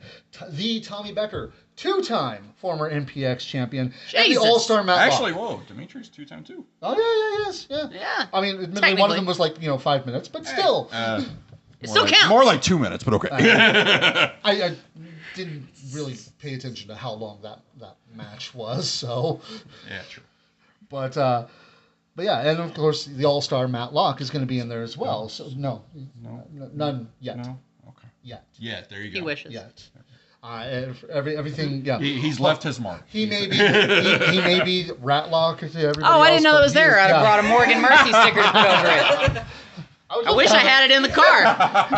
But honestly, it's like I do fully believe that at some point we're going to have MPX champion Matt Locke. Oh, probably. Yeah, it's going to happen at some point. It'd be a dark day. We still need Exodus as an MPX champion. But that's the thing. That's actually the thing about those two. I could see that going either way. Yeah. So we'll see. Well, and that's the thing. And Prison Break is so great because it's all about the luck of the random draw. And all about that for life. those that don't know, for those that are new enough, they don't know what a Prison Break match is. If you know what the WWE Elimination Chamber match is, same concept, but in my opinion, better. Because instead of being in these pods where, you have to have that, It's a little more safe. Yeah. There's not a giant steel grate you have to get slammed on. yeah. I mean, but Or, it's still- plexiglass you got to get thrown to. Yeah. Have to, because that spot's got to be in every Well, of one course of those it is. matches. All of them. Goldberg ruined it for They are, the God, he four. was the first one. It starts with 2 in the ring, and the 4 other entrants are all handcuffed, thus Prison Break, to the 4 corners of the ring. And every 2 minutes, I think right. so. yeah, one of the other entrants will be released randomly. A little light will shine above them. Yep. because they are picked, from the hand of the MPX god. Yeah. Ooh. Like you're next. We have an MPX god? Yeah. Yeah, his head's gonna get a little big when he hears that. Probably. Maybe don't say that. Livy says she can confirm it is called the Hollow Point. So you were wrong.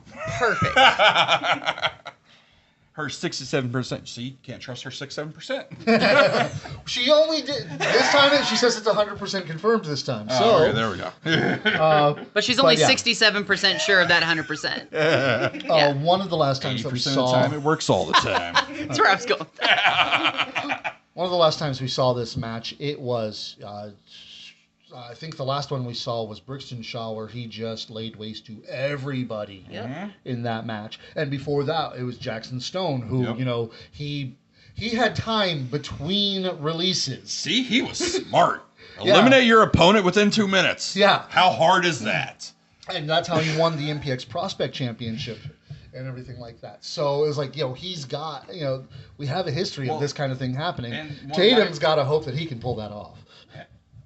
One of my favorite memories of Prison Break was at the old building. It was for the title. Palmer was champ. Palmer got jumped by Jerome. Jerome handcuffed himself. Hey, Jerome's part of the match, and Palmer's now out. So we were guaranteed a new champ. Oh, shit. That was a really cool moment, and that was a cool Prison Break. So I always enjoy these matches because, it's almost like the Rumble. It's the spontaneity. It's the surprise. It's like what's going to happen. Honestly, so I love this. It's behind, in my opinion, right behind Aztec Warfare, which I love that match. I do enjoy Aztec Warfare. Yeah, Aztec Warfare Cuts Slam. off. I don't hear. Oh, of course. I hope I can But, be a part of that That's if what it that does was about, happen this but I was year. like, I can't Libby read. says, I can't read half of it. Libby says, I'm about 90% sure I'm going to kick Kyle's ass. I'd 100% love The to other see that. 10% is her going back and watching me talking about her earlier. Yeah. There's a 10% I was chance that gonna she say. just goes back. Yeah. Hey, Courtney, clip it. Fuck off! Stop clipping me. No. Jesus. You're a clip star. Clip sir. that. But Libby yeah. says 10% is if he buys me a drink first. Yeah. Yeah, with four Oh, yeah, former well, that MPX definitely ain't happening. champions, the All-Star Matlock, who is known to, Be nice. known to be clever and win a match by luck. Is it really luck though? He's devious. I will give him that. Devious is a great word. Yeah. But He's something. That's a word for it. He's definitely something. But it's like anything could happen in this match. Honestly, we could see it's like Tatum could walk away the winner. We could see Becker, Griffey, Brixton, or Dimitri come away with the win on this one. Realistically, I could see anybody Exactly. No. coming away as And champion. I'm just like, and of course, like I just said, Matlock, he is known to take situations where he should have no chance whatsoever and come away with the win. I think that's what's very. And again, this is Tatum just got that belt back, and he might already lose it again. Like it's one of those where. If we look at the history of Prison Break, and I may be wrong, but if we look at the history, I don't think the champions really walked away a lot of the time. So This may be the chance. and We'll see. You were just talking about how much of Matlock. a badass and how tough Tatum is. Oh, yeah. This may be the We'll opportunity. see what happens. He may It's- be the first. It truly is all about that luck. Of are you going to start it out, or are you going to be the lucky number 6? Are you going to be 4? Like it depends. And you look at those people, and that's one of those where it's Jerome and Matlock. That's a match we've wanted to see for a while. Oh, absolutely. I would love to It's see like we got Jerome to just see kick in the his Gauntlet teeth for the in. Gold, we Yeah. got to see shades of it for a little Yep. bit, but now he's got an actual chance at the belt. Like right now, Jerome and Matlock. I want that to start. Yeah. That's what I want. So we'll 'Cause see. I want a good 2-3 minutes of it. Please. Also, shut up, Patrick. I don't know what he said, but I He love. said, can It's Tatum- actually Tatum good. Can he pull it off? You know what? It's a fair question. Yeah. He Libby, would I'm be sure like he a did- holy roller. Olivia, I'm sure he didn't mean it that way. Although it's absolutely funny. Perfect. But that's like the main event. The other matches we've got Remedy finally making his return against Kari Wright, and this is where I say we're going to get another reincarnation of Kari Wright. I was going to say reincarnation of excellence, Curry Wright. He's not dead yet. Yes. What does he reincarnate He's as got next to- time? He's the reincarnation of excellence. Then he'll be the reincarnation of adequacy. Ouch. That's just rude. Because Perry Wright is amazing. He He is is. great. I love watching him. But he's gonna die this Saturday. It's Remedy. But it's Kari. Okay, I know he's going to die, but you can't count him out that much. But he'll have It's fun. remedy. Someone will have fun. The addicts will have fun. The Yeah. Adams will Absolutely. absolutely have fun. Fun will be had. Yes. A lot of fun. And then we've also got the match between the Monster Hunter Matthew Palmer and, of course, the leading man Michael Schaefer making a full return to MPX. That'd be Yes. awesome. Like I said, he wrapped up his latest project and now he's back to. Was it a horror film? Why is Palmer going against them? Why is the Monster Hunter after have Schaefer? you seen Michael Schaefer? I was gonna say, it's Did like he play a bear lately? Palmer- Like, what the Palmer hell? said it He is a himself. bear. Palmer said it himself that it's like they're the worst kind of monsters. Bears? No, actors. Oh, perfect. That's actually true. But I'm looking forward to this match because this is two really great wrestlers going at it. Good point. For sure. What? It's a good point. Have to cancel Livy's Yeah. appearance. She's gonna show up anyway. You think you've got a choice of this? Right. Probably not. It's just going to And show y'all are both up. gonna die. Both you and Patrick. And me. Does that make you the Brian Pillman in this situation? Ooh. And Livy is the Stone Cold? I was trying to think of home invasion Yeah, storyline. that's Stay away about from the right. pills. Yeah.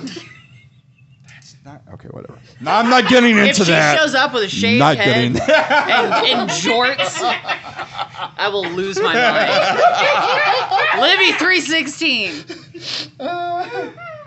Oh fuck hell. No, Aw, absolutely we do. I mean, come on. Livy, don't fucking listen to him. Yeah, don't. I'm telling you, get some jorts. She also wants you to shave your head. I don't know how you I I feel mean, about it's a great look. that. It is. You don't have to do the whole thing, just do the sides. But yeah. I'm a good role In model. addition, we're also going to have the debut of Aaron Eagle, who has been making waves throughout Texas. Yeah, Eagle caw. Yeah. Yeah, there we go. Actually, we're going to see him this Friday at Red River. Fuck, I keep forgetting about that show. The one you're supposed to be carpooling with us too? Maybe, I don't know. We'll find out. We'll figure it out. I forget. People actually wanted us, and I gotta go somewhere else. Yeah. Yeah. But yeah, Aaron Eagle will be Well, there. you're doing this 2 We'll also years have from now on us. Aaron Mercer, who's moving to Dallas.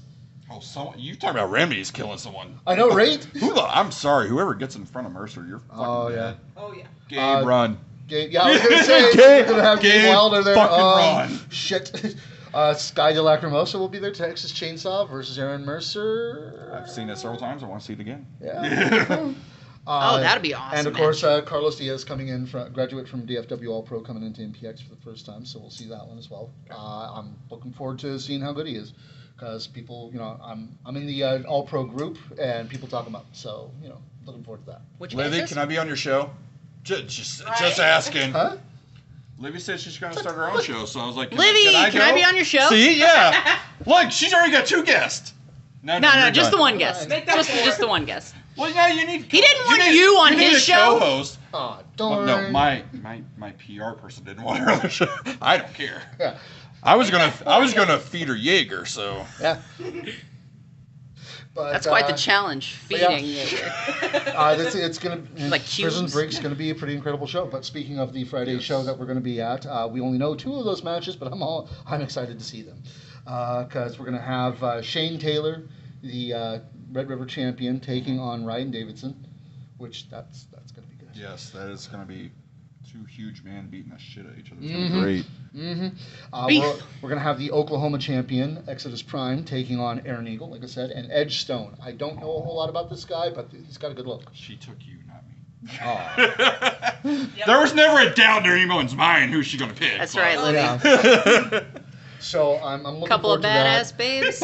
Make sure you tune Hands in down. YouTube and Facebook for the Red River recap. That's the working title right now until I can find something a little more clever. We're not just gonna go with Red River Shootout. Damn, that's actually really good. See, you're good for one a day. I do more than just. Well, no, I am just a voice. I'll fuck. I was gonna say. Actually, you used to be the guy who got us guests and everything like that, because Yeah, I did for a little bit, and then I found someone who's way better at it than me. Yes. But yeah, I'm looking forward to those matches. I'm looking forward to the other things we're going to see because I got chopped by Livy because she felt like it, and no one's gonna tell her no. yeah. And my hands were also behind my back, and like 10 people chopped me. So. Yeah. And also, the sun was in my eyes. It was a great night. Yeah, it was a great night. It was actually. The only one I love is Zero, because Zero refused to chop me. So Yep. love that man. Dimitri was waffling back He felt and forth sorry until for Kirby you. did it. And he also hugged me and goes, I fucking hate chops, you're doing well. I'm like, thanks. Chops suck. The fact that Mikey B's girl chopped your ass. Livy Yeah, says, and I I'm love so how- mad I missed this. Dimitri taught her. And in the process of teaching her, because she's one of the last one, I'm like, just let her fucking do it. You don't have to teach her. Just let her do it. Let me show you like 5 times how to Exactly. do I it. don't feel anything anymore. Just let her go. If she actually stiffs, that stiffs. I don't fucking care. And then Dimitri's last, and I'm like, oh, Worst fuck. chop I've ever was when my match with Alejandra. Because, oh my god, she just like unleashed hell on my chest. which is good because we've talked about the strikes that the AP guys started out with, and they're not always great. But I'm glad that she's gotten a lot better at that. Yes. I'm a big target. Nobody's afraid to just lay into me. Yeah. It's like you, Nova, Skylar Slice. I have wanted a match with Skylar Slice, whether it be here, Oklahoma. Like we've actually talked about it, trying to make it happen. But that's one person I have on my list is Skylar Slice. Yeah. But yeah, so of course now we're here for the Wrestler of the Hour because Morgan Mercy, like I said, the first member of the 2022 Rookie of the Year class. Vote for me. Yeah. I'm gonna get pins. Not really. That would actually be kind of funny. It would be, but that's a lot to keep I was track gonna of. say, it's like, out of all of the categories we have for the MPX Fan Awards, it's the Rookie of the Year that everybody is so passionate about. You only get one that's chance. where we see the arguments That's coming actually in. very true. Yeah, you can true. have Match of the Year later on. Yeah. You can Yeah. have Tag of the Year. You can For have sure. all this other Moment of the Year. But Rookie of the Year, no, you only get one shot at that. Yeah, that is true. That's that is a true. great way to look at that. All right, fine. You won my vote. Hey, they do say, it's like first impressions, or you only get one, everything like that. That goes for rookie years too, so that makes perfect sense. Big J. Yeah. Well, I mean, Big J. How could I not vote for Big J? I'm just saying. I don't know. I mean, it's like we've got. Has he actually had a match on a card, though? Yes. Not a dark. I think. Yeah. Yes. Okay. He had He the had a prospect champion. title. Yeah, prospect All right, championship match there we against go then. Red. That was a can- really good one I because guess that he was can be allowed. that was where we were watching him going, holy shit, because he did the walk across That's the right. ropes. Yeah, he did the old school and the nip up, and you're like, holy shit, you're actually agile. Cool. Yeah. I hate that he can nip up like that. I just secretly hate him every time he does it. It's not secret anymore. I was gonna say. Oh, no, he knows. No, it's like He knows. It's very much a common thing for the trainees and rookies and like not so rookies to be like, I hate that guy because of how quickly he picked everything up and Again, how good I've he actually said really it before is. in my one training class I went to try out. Fucking Casey and Noah there. I'm like, yep, Right? fuck this. Right? Done. Oh, jeez. Fucking athletic motherfuckers. Good looking pieces of shit. Anyways. Talk about Morgan Mercy.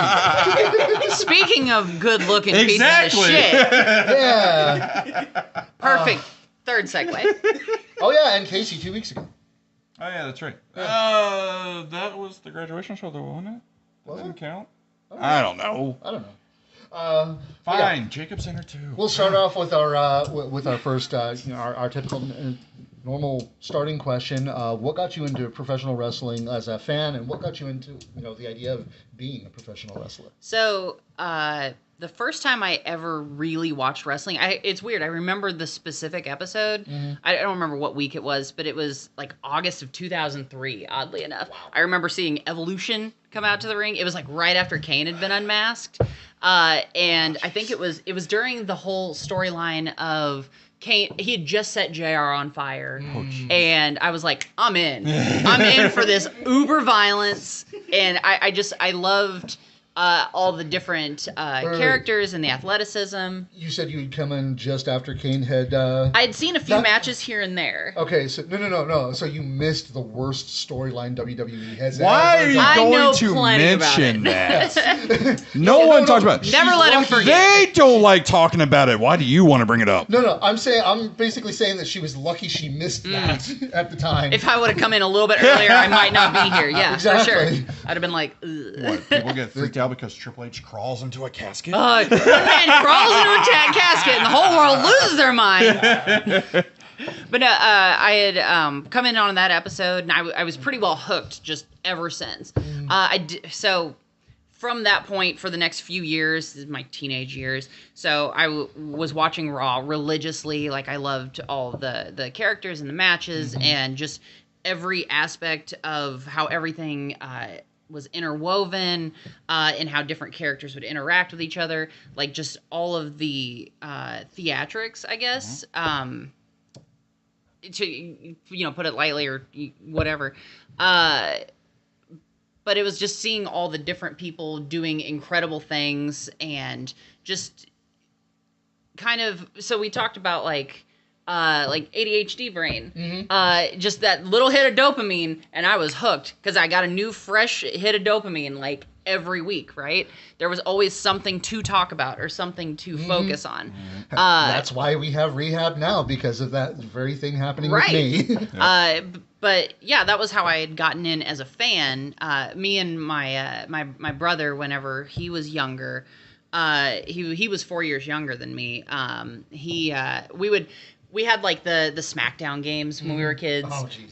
And we would like we shared a bedroom. 2003, so y'all have the SmackDown versus Raw stuff.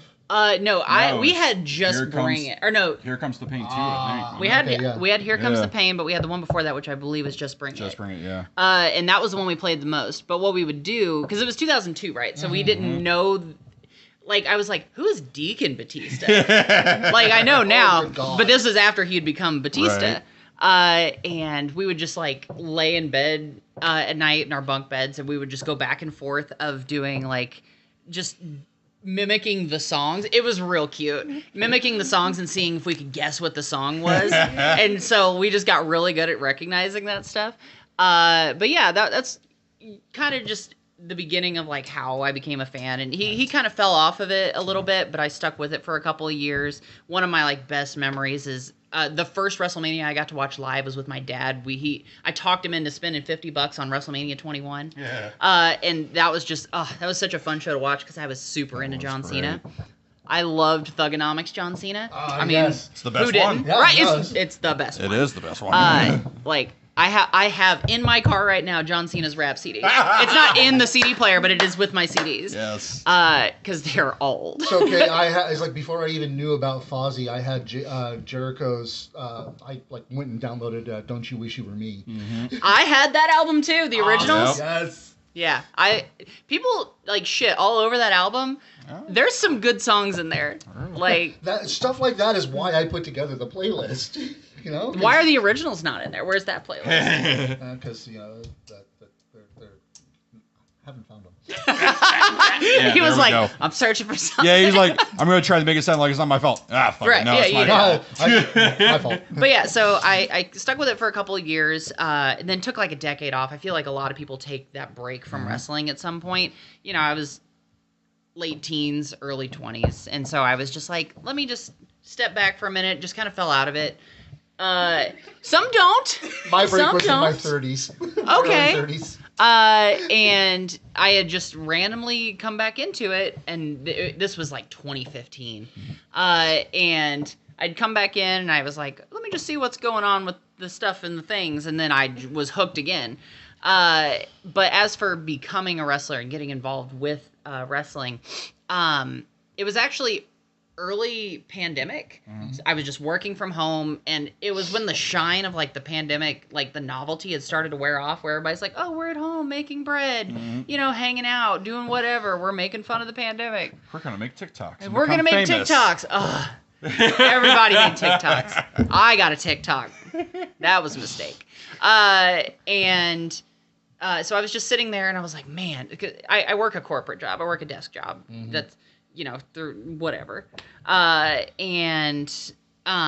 was just sitting there and I was like, man, I really super hate sitting here doing this desk job all day.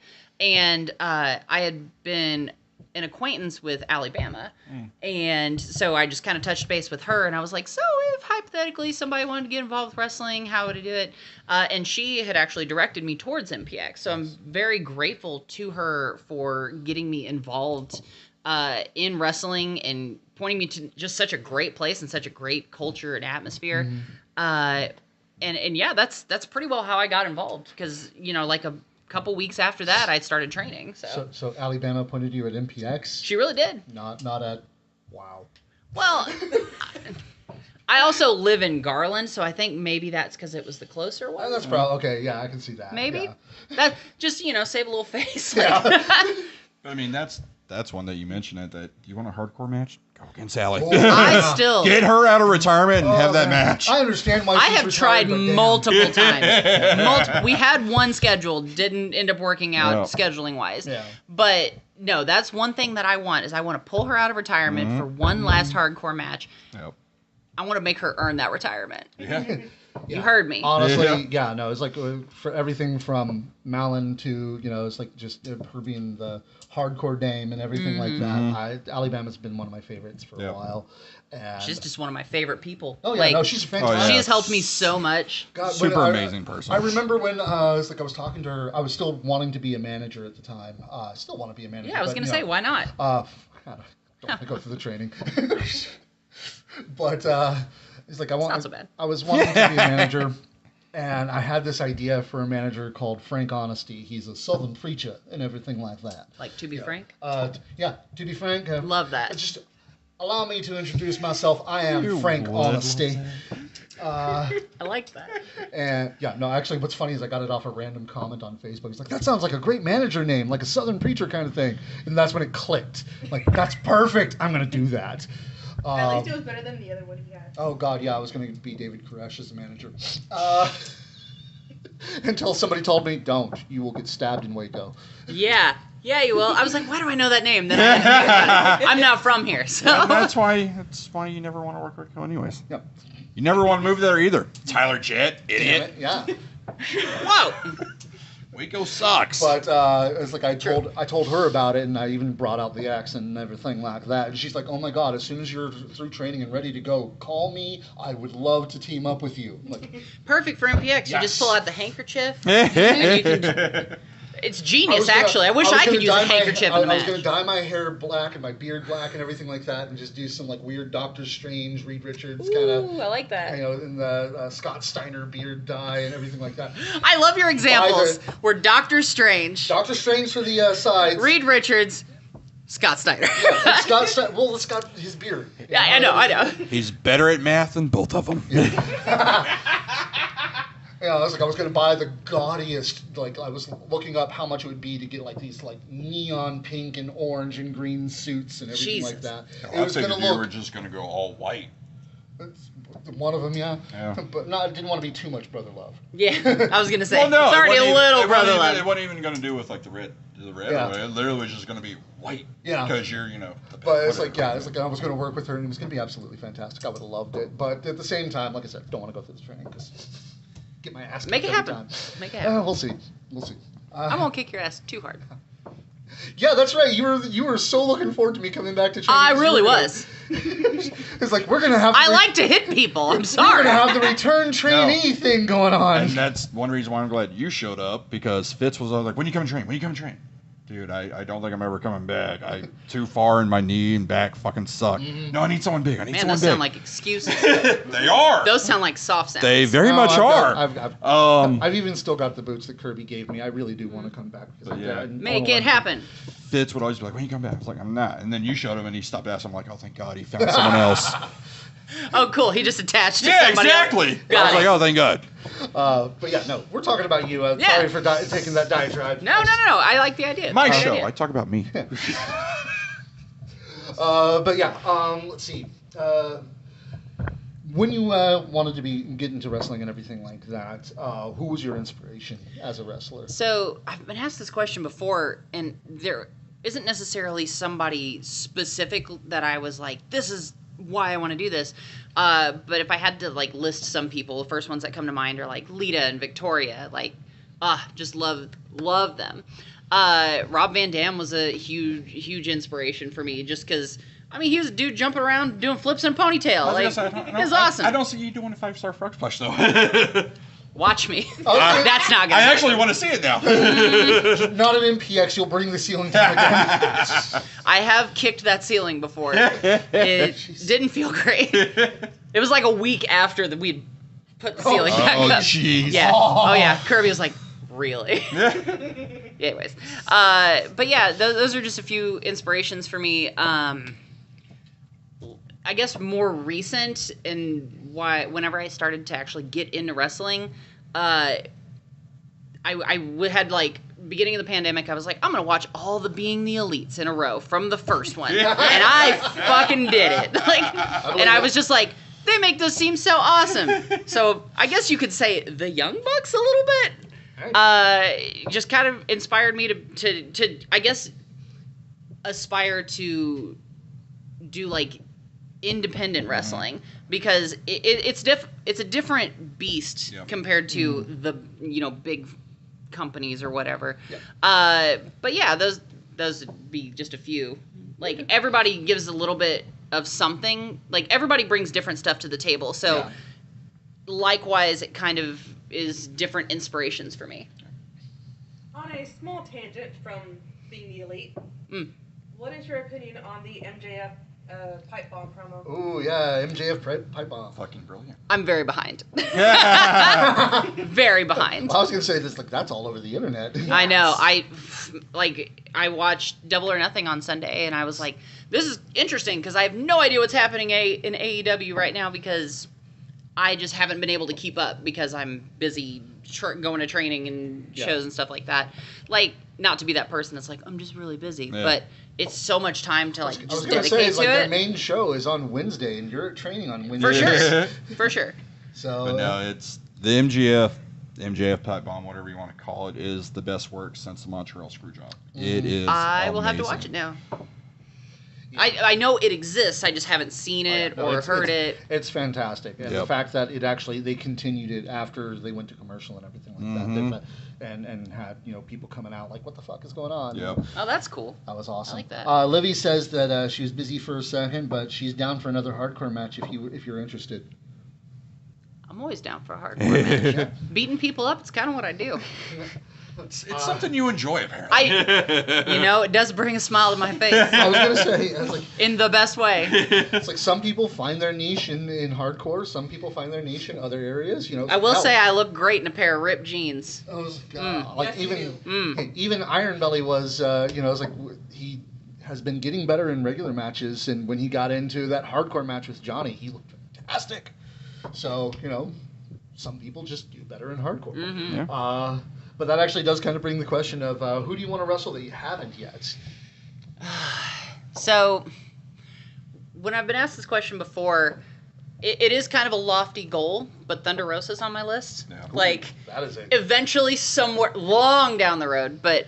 I want to talk about heart chops. Right, and I think that's part of the reason I want to do it. We've talked about it in training, with Kirby. He's like, the person who has hit me the hardest was Thunder Rosa. Knocked the soul out of my body and kicked it back in. And I'm like, I believe it. But as for, like, people kind of realistically within the next year, oh gosh, I'm trying to run through some names in my head here. Dalton wants to wrestle you. I will throw Dalton all around that ring. He already knows. I was going to say, that would be an entertaining match to watch. Man, you're going to have to call out of so much school. Yeah, hey, so all right, Dalton. Right now, so. I want a match with Matt Locke. Because every time I see him, he calls me Morgan Mordecai, and it makes me just a little bit more pissed off every time I see him. Why does he have to I don't know! Like, calling Jacob Shrek, he has the best nicknames. What the fuck? Hey, and it's always Morgan Mordecai, and for whatever reason, it just catches me off guard. And I'm like, I have nothing to say back, which makes me even madder. Damn, Matt Locke. Yeah, so, Matt Locke's one of them. If he ever comes back to MPX, I'd love to have a match with Jackson Stone. I just love watching him. I think he's, one of the best wrestlers in this area at MPX. Just overall, just well-rounded. I'd really have to think about, like, other people that I would want to have a match with. I know you finally got your team up. I did, and so now... Do you want to fight Fitz? Do I want to fight Fitz? Hell no! That's the one you're That's like, a big dude. I mean, I will fight Fitz, and I'm not afraid to fight Fitz, but I don't want to fight Fitz. If I can avoid it, I will. I'd love to have a match with a lot of people at MPX. Just because I see them come through a lot, and a lot of people have just such great matches there. A lot of the people that come through MPX, I'd love to have a match with, not to, give a general answer. But yeah, there's just a few people that I'd love to have a match with down the line. I'd love to beat up Red. Ever since he started wearing those fucking sunglasses, I have told him that I want to punch them off of his stupid face. So if I get the chance to do that, absolutely. God, that'd be so great. Yeah, no, it's like I said, everybody wants to beat up Red at this point. Not surprised. Have you seen the sunglasses? Yeah, exactly. It's dark outside, motherfucker. Take them off. Poor Red. Y'all gave me free reign. No, it's absolutely great. Yeah. Oh. So then it's like, where do you see yourself in 5 years on this and everything? What are your goals for wrestling? So, like I had said earlier, kind of my goal was to, first of all, was to have a match, just to get involved with wrestling, and kind of, because I tend to set really lofty goals for myself, not necessarily unattainable, but just really far things that I can just really strive for and drive for. But as soon as I started wrestling, and I'm like, okay, I actually really enjoy this, and it's, making sense, and I'm not to toot my own horn, but, toot toot. I think I'm half decent, okay? Just, to be real for a second. But in 5 years, I'd love to be wrestling outside of Texas, like, regularly. Like, I know a lot of people travel out of the state, but Texas is such a big state for wrestling. I would really like to, I guess, hone who I am and, like, who I am inside of the ring within that next 5 years, but also wrestling outside of Texas and just in this area.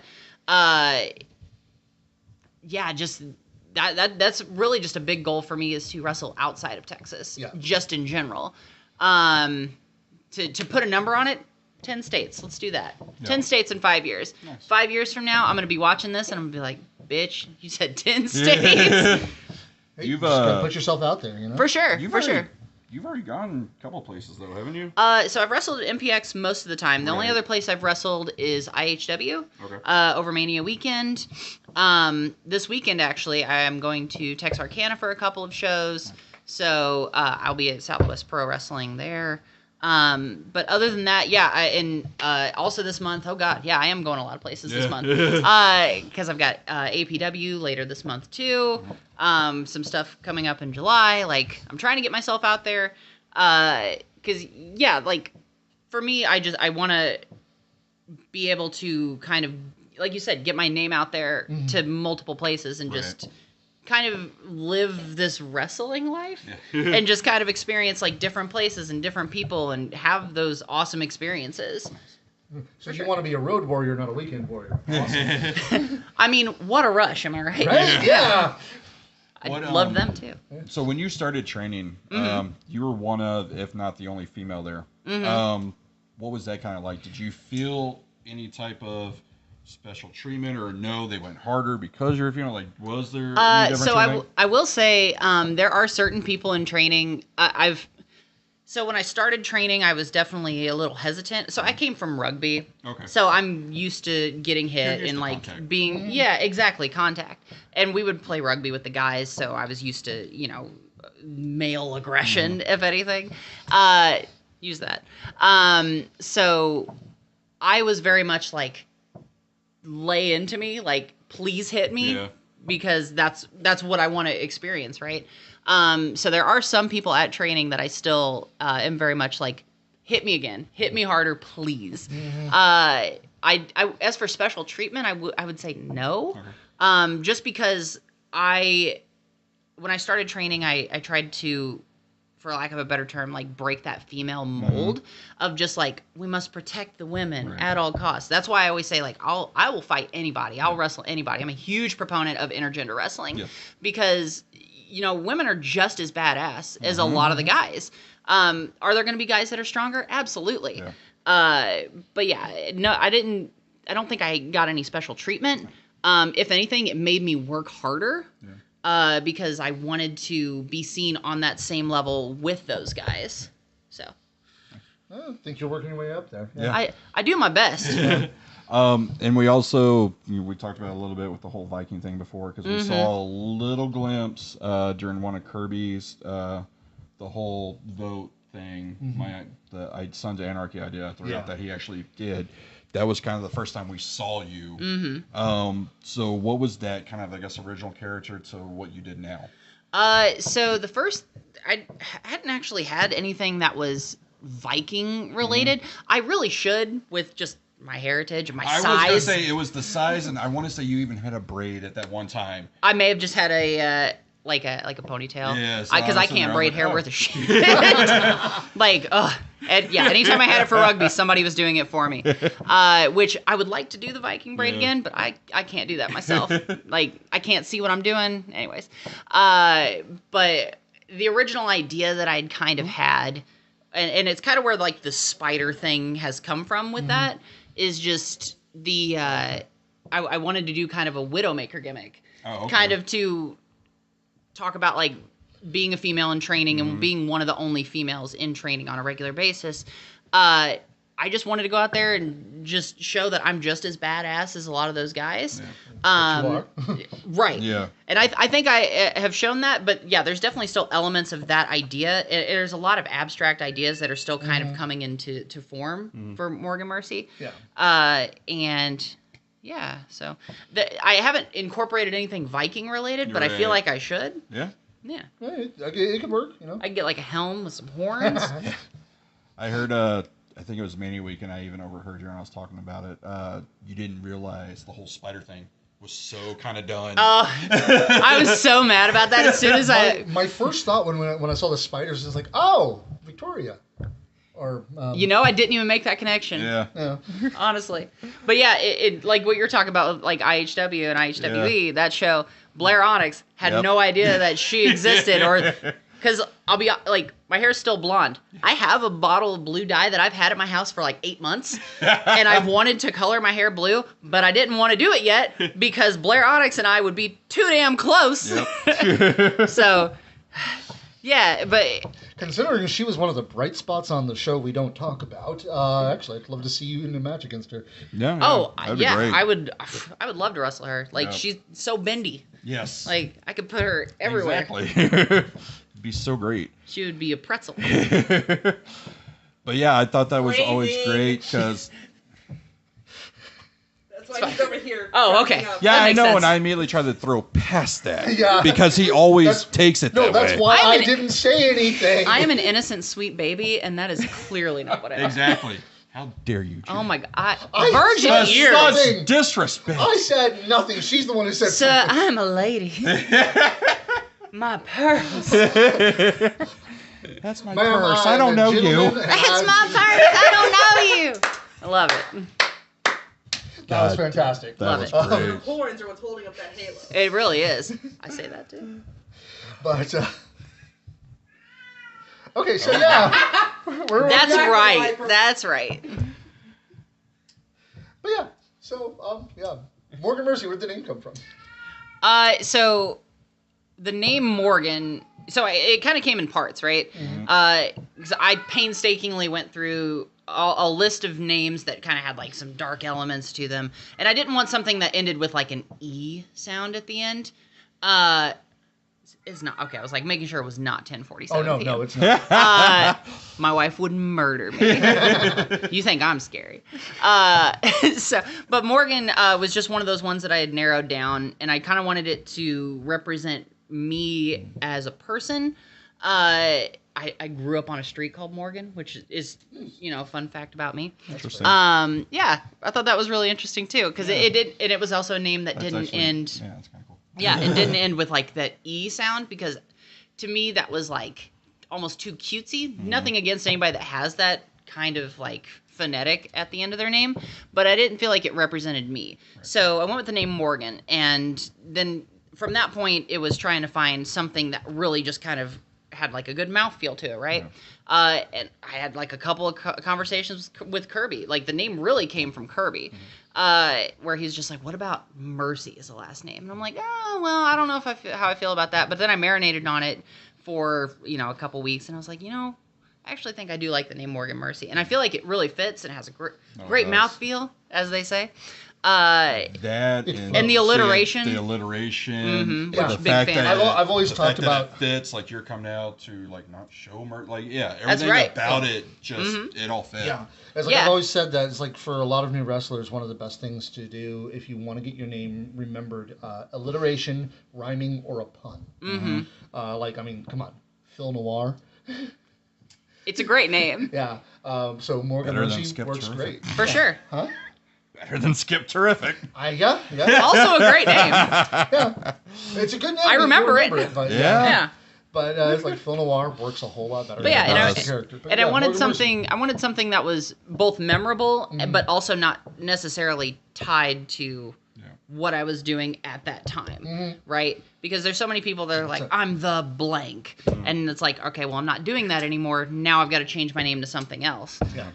And I didn't want it to. It's just generic enough that you can take it with you to whatever For sure. gimmick you go. And with. I can mold it into whatever I need to be or who I am at that point. Yeah. Because it's in my life, I always tell people this, like I've been a different person every couple of years, like almost changing myself entirely. Like I could show you guys pictures. Like even me 5 years ago, unrecognizable. Like I'm just constantly evolving as a person. So that's kind of who I wanted Morgan Mercy to be able to have that ability to do as well. Nice. That makes sense. And I mean, we've already seen kind of evolutions here and there of the Morgan Mercy character already. I was going to say, it's like Morgan Mercy that we normally see versus Morgan Mercy of heavy metal. Because you have that wild-eyed look through the whole match almost. With, For sure. With heavy metal. And I actually, watching it, I commented earlier, I was like, man, kudos to Morgan keeping the fucking heavy metal the whole time. Exactly, yeah. Because Fitz eventually broke, and he was just Fitz. But the whole time you're wide-eyed, you're screaming, and then even at the end... Who's to say that's not me normally? Well, true. Who's to say that this isn't? But heavy metal runs in my blood. Even at the end, like you're all around stage, you're doing the thing, and you're all there, and Fitz like, yeah, okay, whatever. And just walks out, and I'm like, oh, all right, good job, Morgan, you fucking did it the whole match. No, it was like you had that, especially in that promo, which was just gold. Love that promo. Oh god, that promo. My hunch, we need more of that shit. But it's like, especially with that promo, you had the Tim Robbins crazy eyes look, and I loved it. I've got weird eyes, man. They're very piercing. Greg asks, do you like tag teaming better now, or do you want to continue being a singles wrestler? So I like each individual style or type of match for different reasons. Tag teaming, I feel like I get more of an opportunity to have those like character moments, and just really work off of my tag partner. And of course, I want to tag more with Fitz. I think we really have something really awesome with heavy metal. Is Fitz the only tag team you want, or you're like, there's a couple others that I've worked with that are cool, but no, that's the one. Like, nope, that's what I want. As of right now, I think Fitz is the only one that I would want to team with regularly. I'm always down to do tag team stuff with other people because it gives me an opportunity. You had the tag team match recently. with Phil Noir. Yeah. And Iron Belly. So I've had those opportunities with different people, but it also gives me a chance to play off of those other people. So that's a lot of my personality is playing off of other people. So, and I think that's also a really important thing in wrestling is to be able to mold yourself to the situation. So with that being said, I would love to do more tag stuff, specifically with Fitz, because heavy metal I think is awesome. I think it's gold. I think we should totally do more of it. Gold is a heavy metal, I think.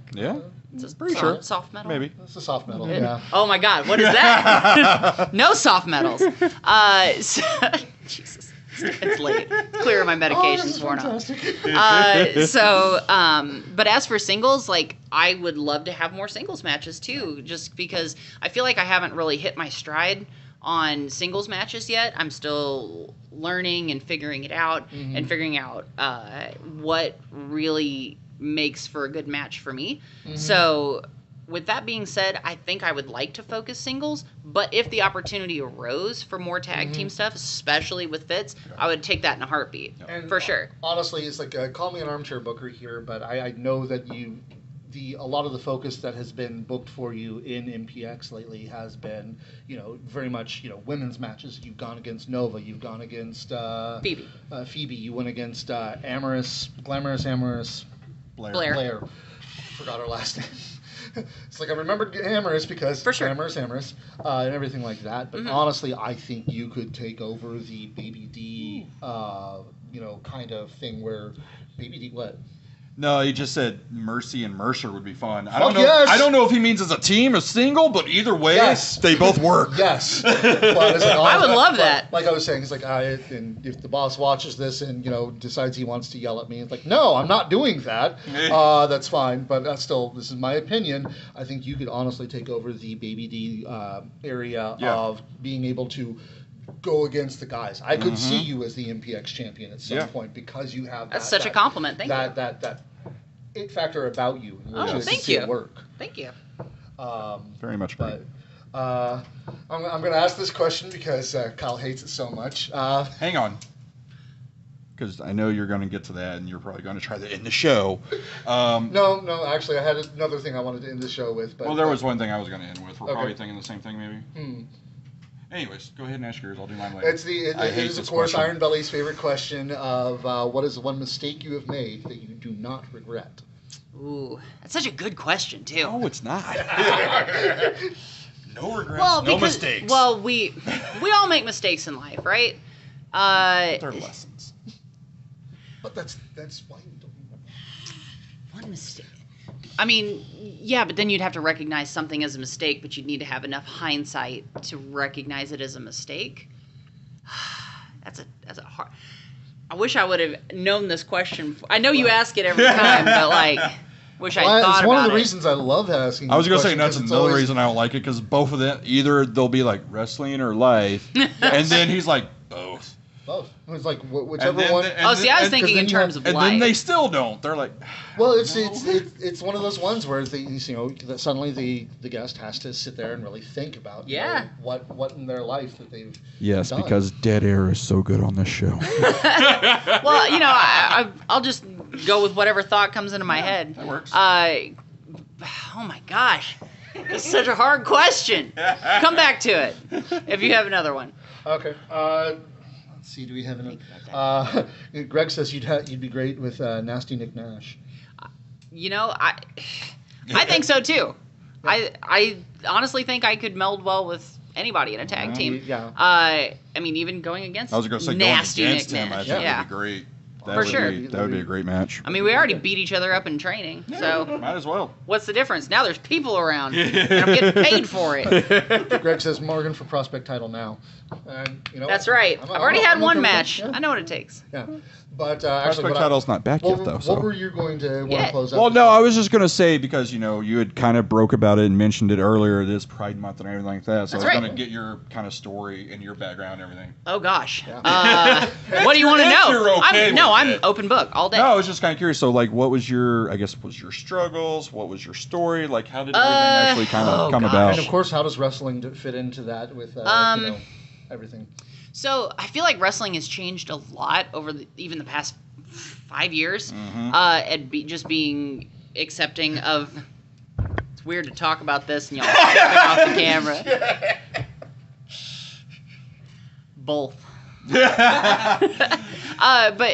as for, I grew up in rural Missouri, of all places. Oh yeah, We already know where this is going. My hometown is Booneville, Missouri. Wow. The Boonies. The Boonies. Yeah, I'm little sorry. tiny. It's fine. It's actually really funny because we had one gay kid in my whole class. Everybody unfortunately knew he was gay.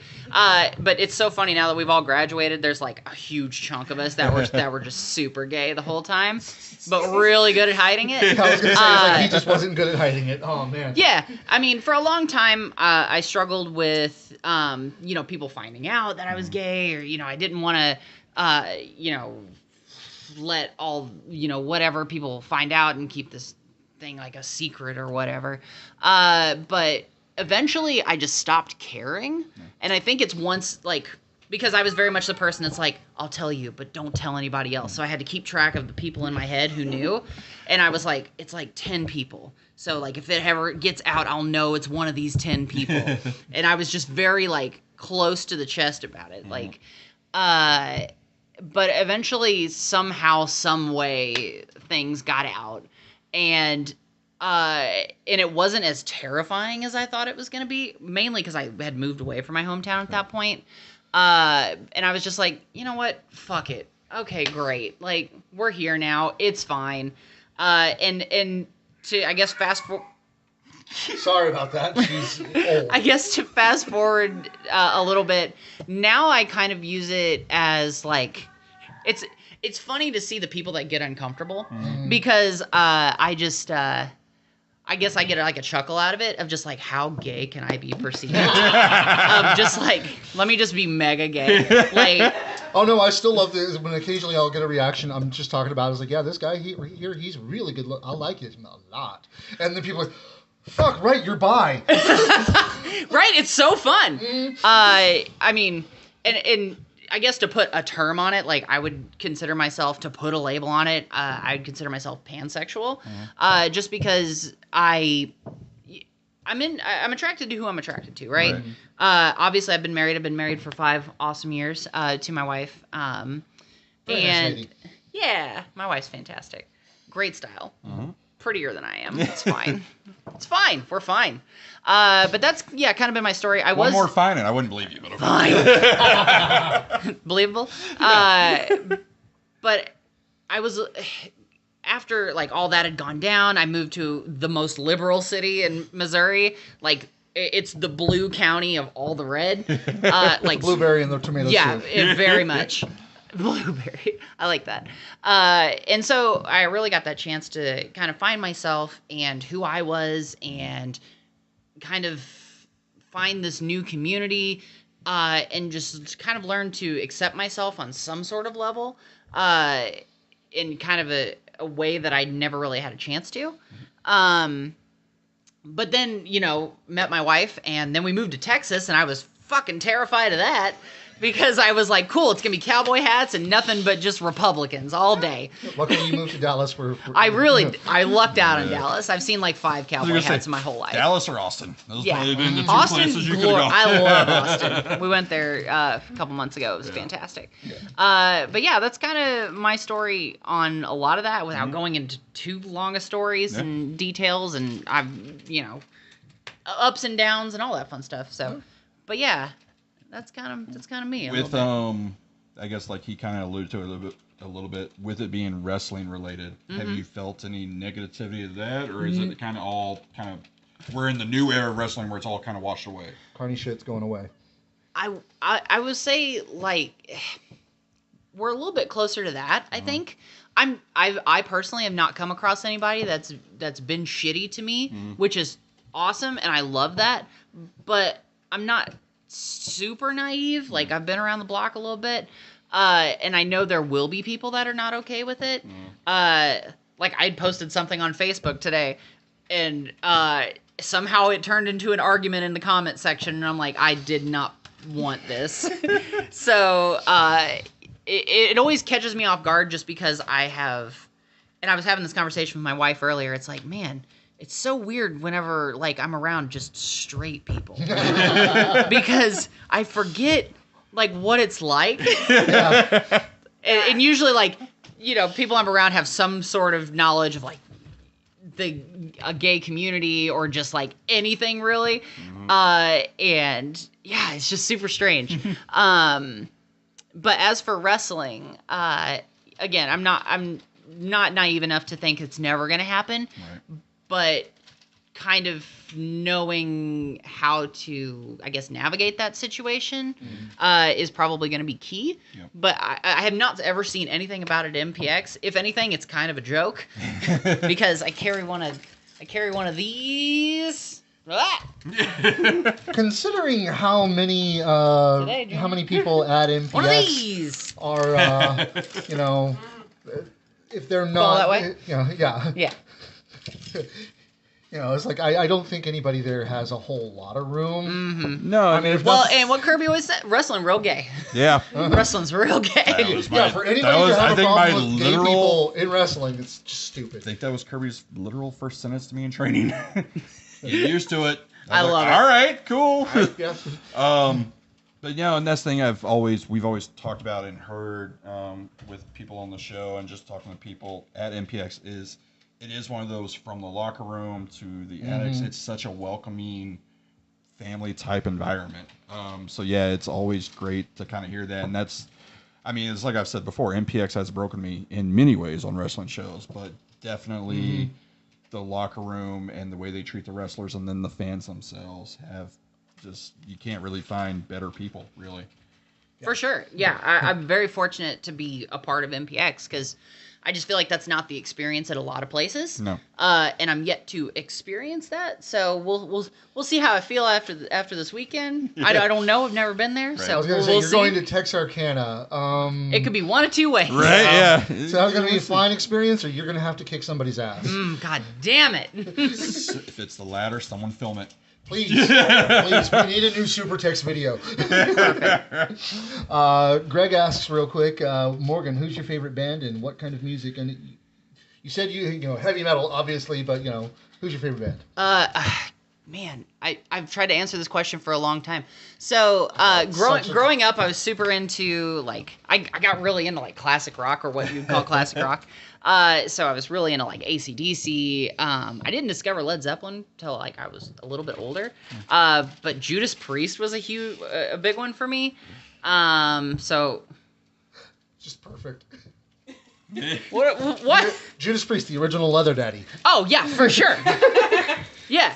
And I think that's part of the reason I liked him is because I was like, do you know the lead singer's gay? And I'm like, I can see that. Yeah, that's cool. But then, yeah, I and to, like, so background, I used to work at Hot Topic. We had a section in the music wall that we would call the douche metal. And so that was like the Five Finger Death Punch, the Disturbed, and System of a Down. Like System of a Down. Five flavor Can't fruit stand punch. them.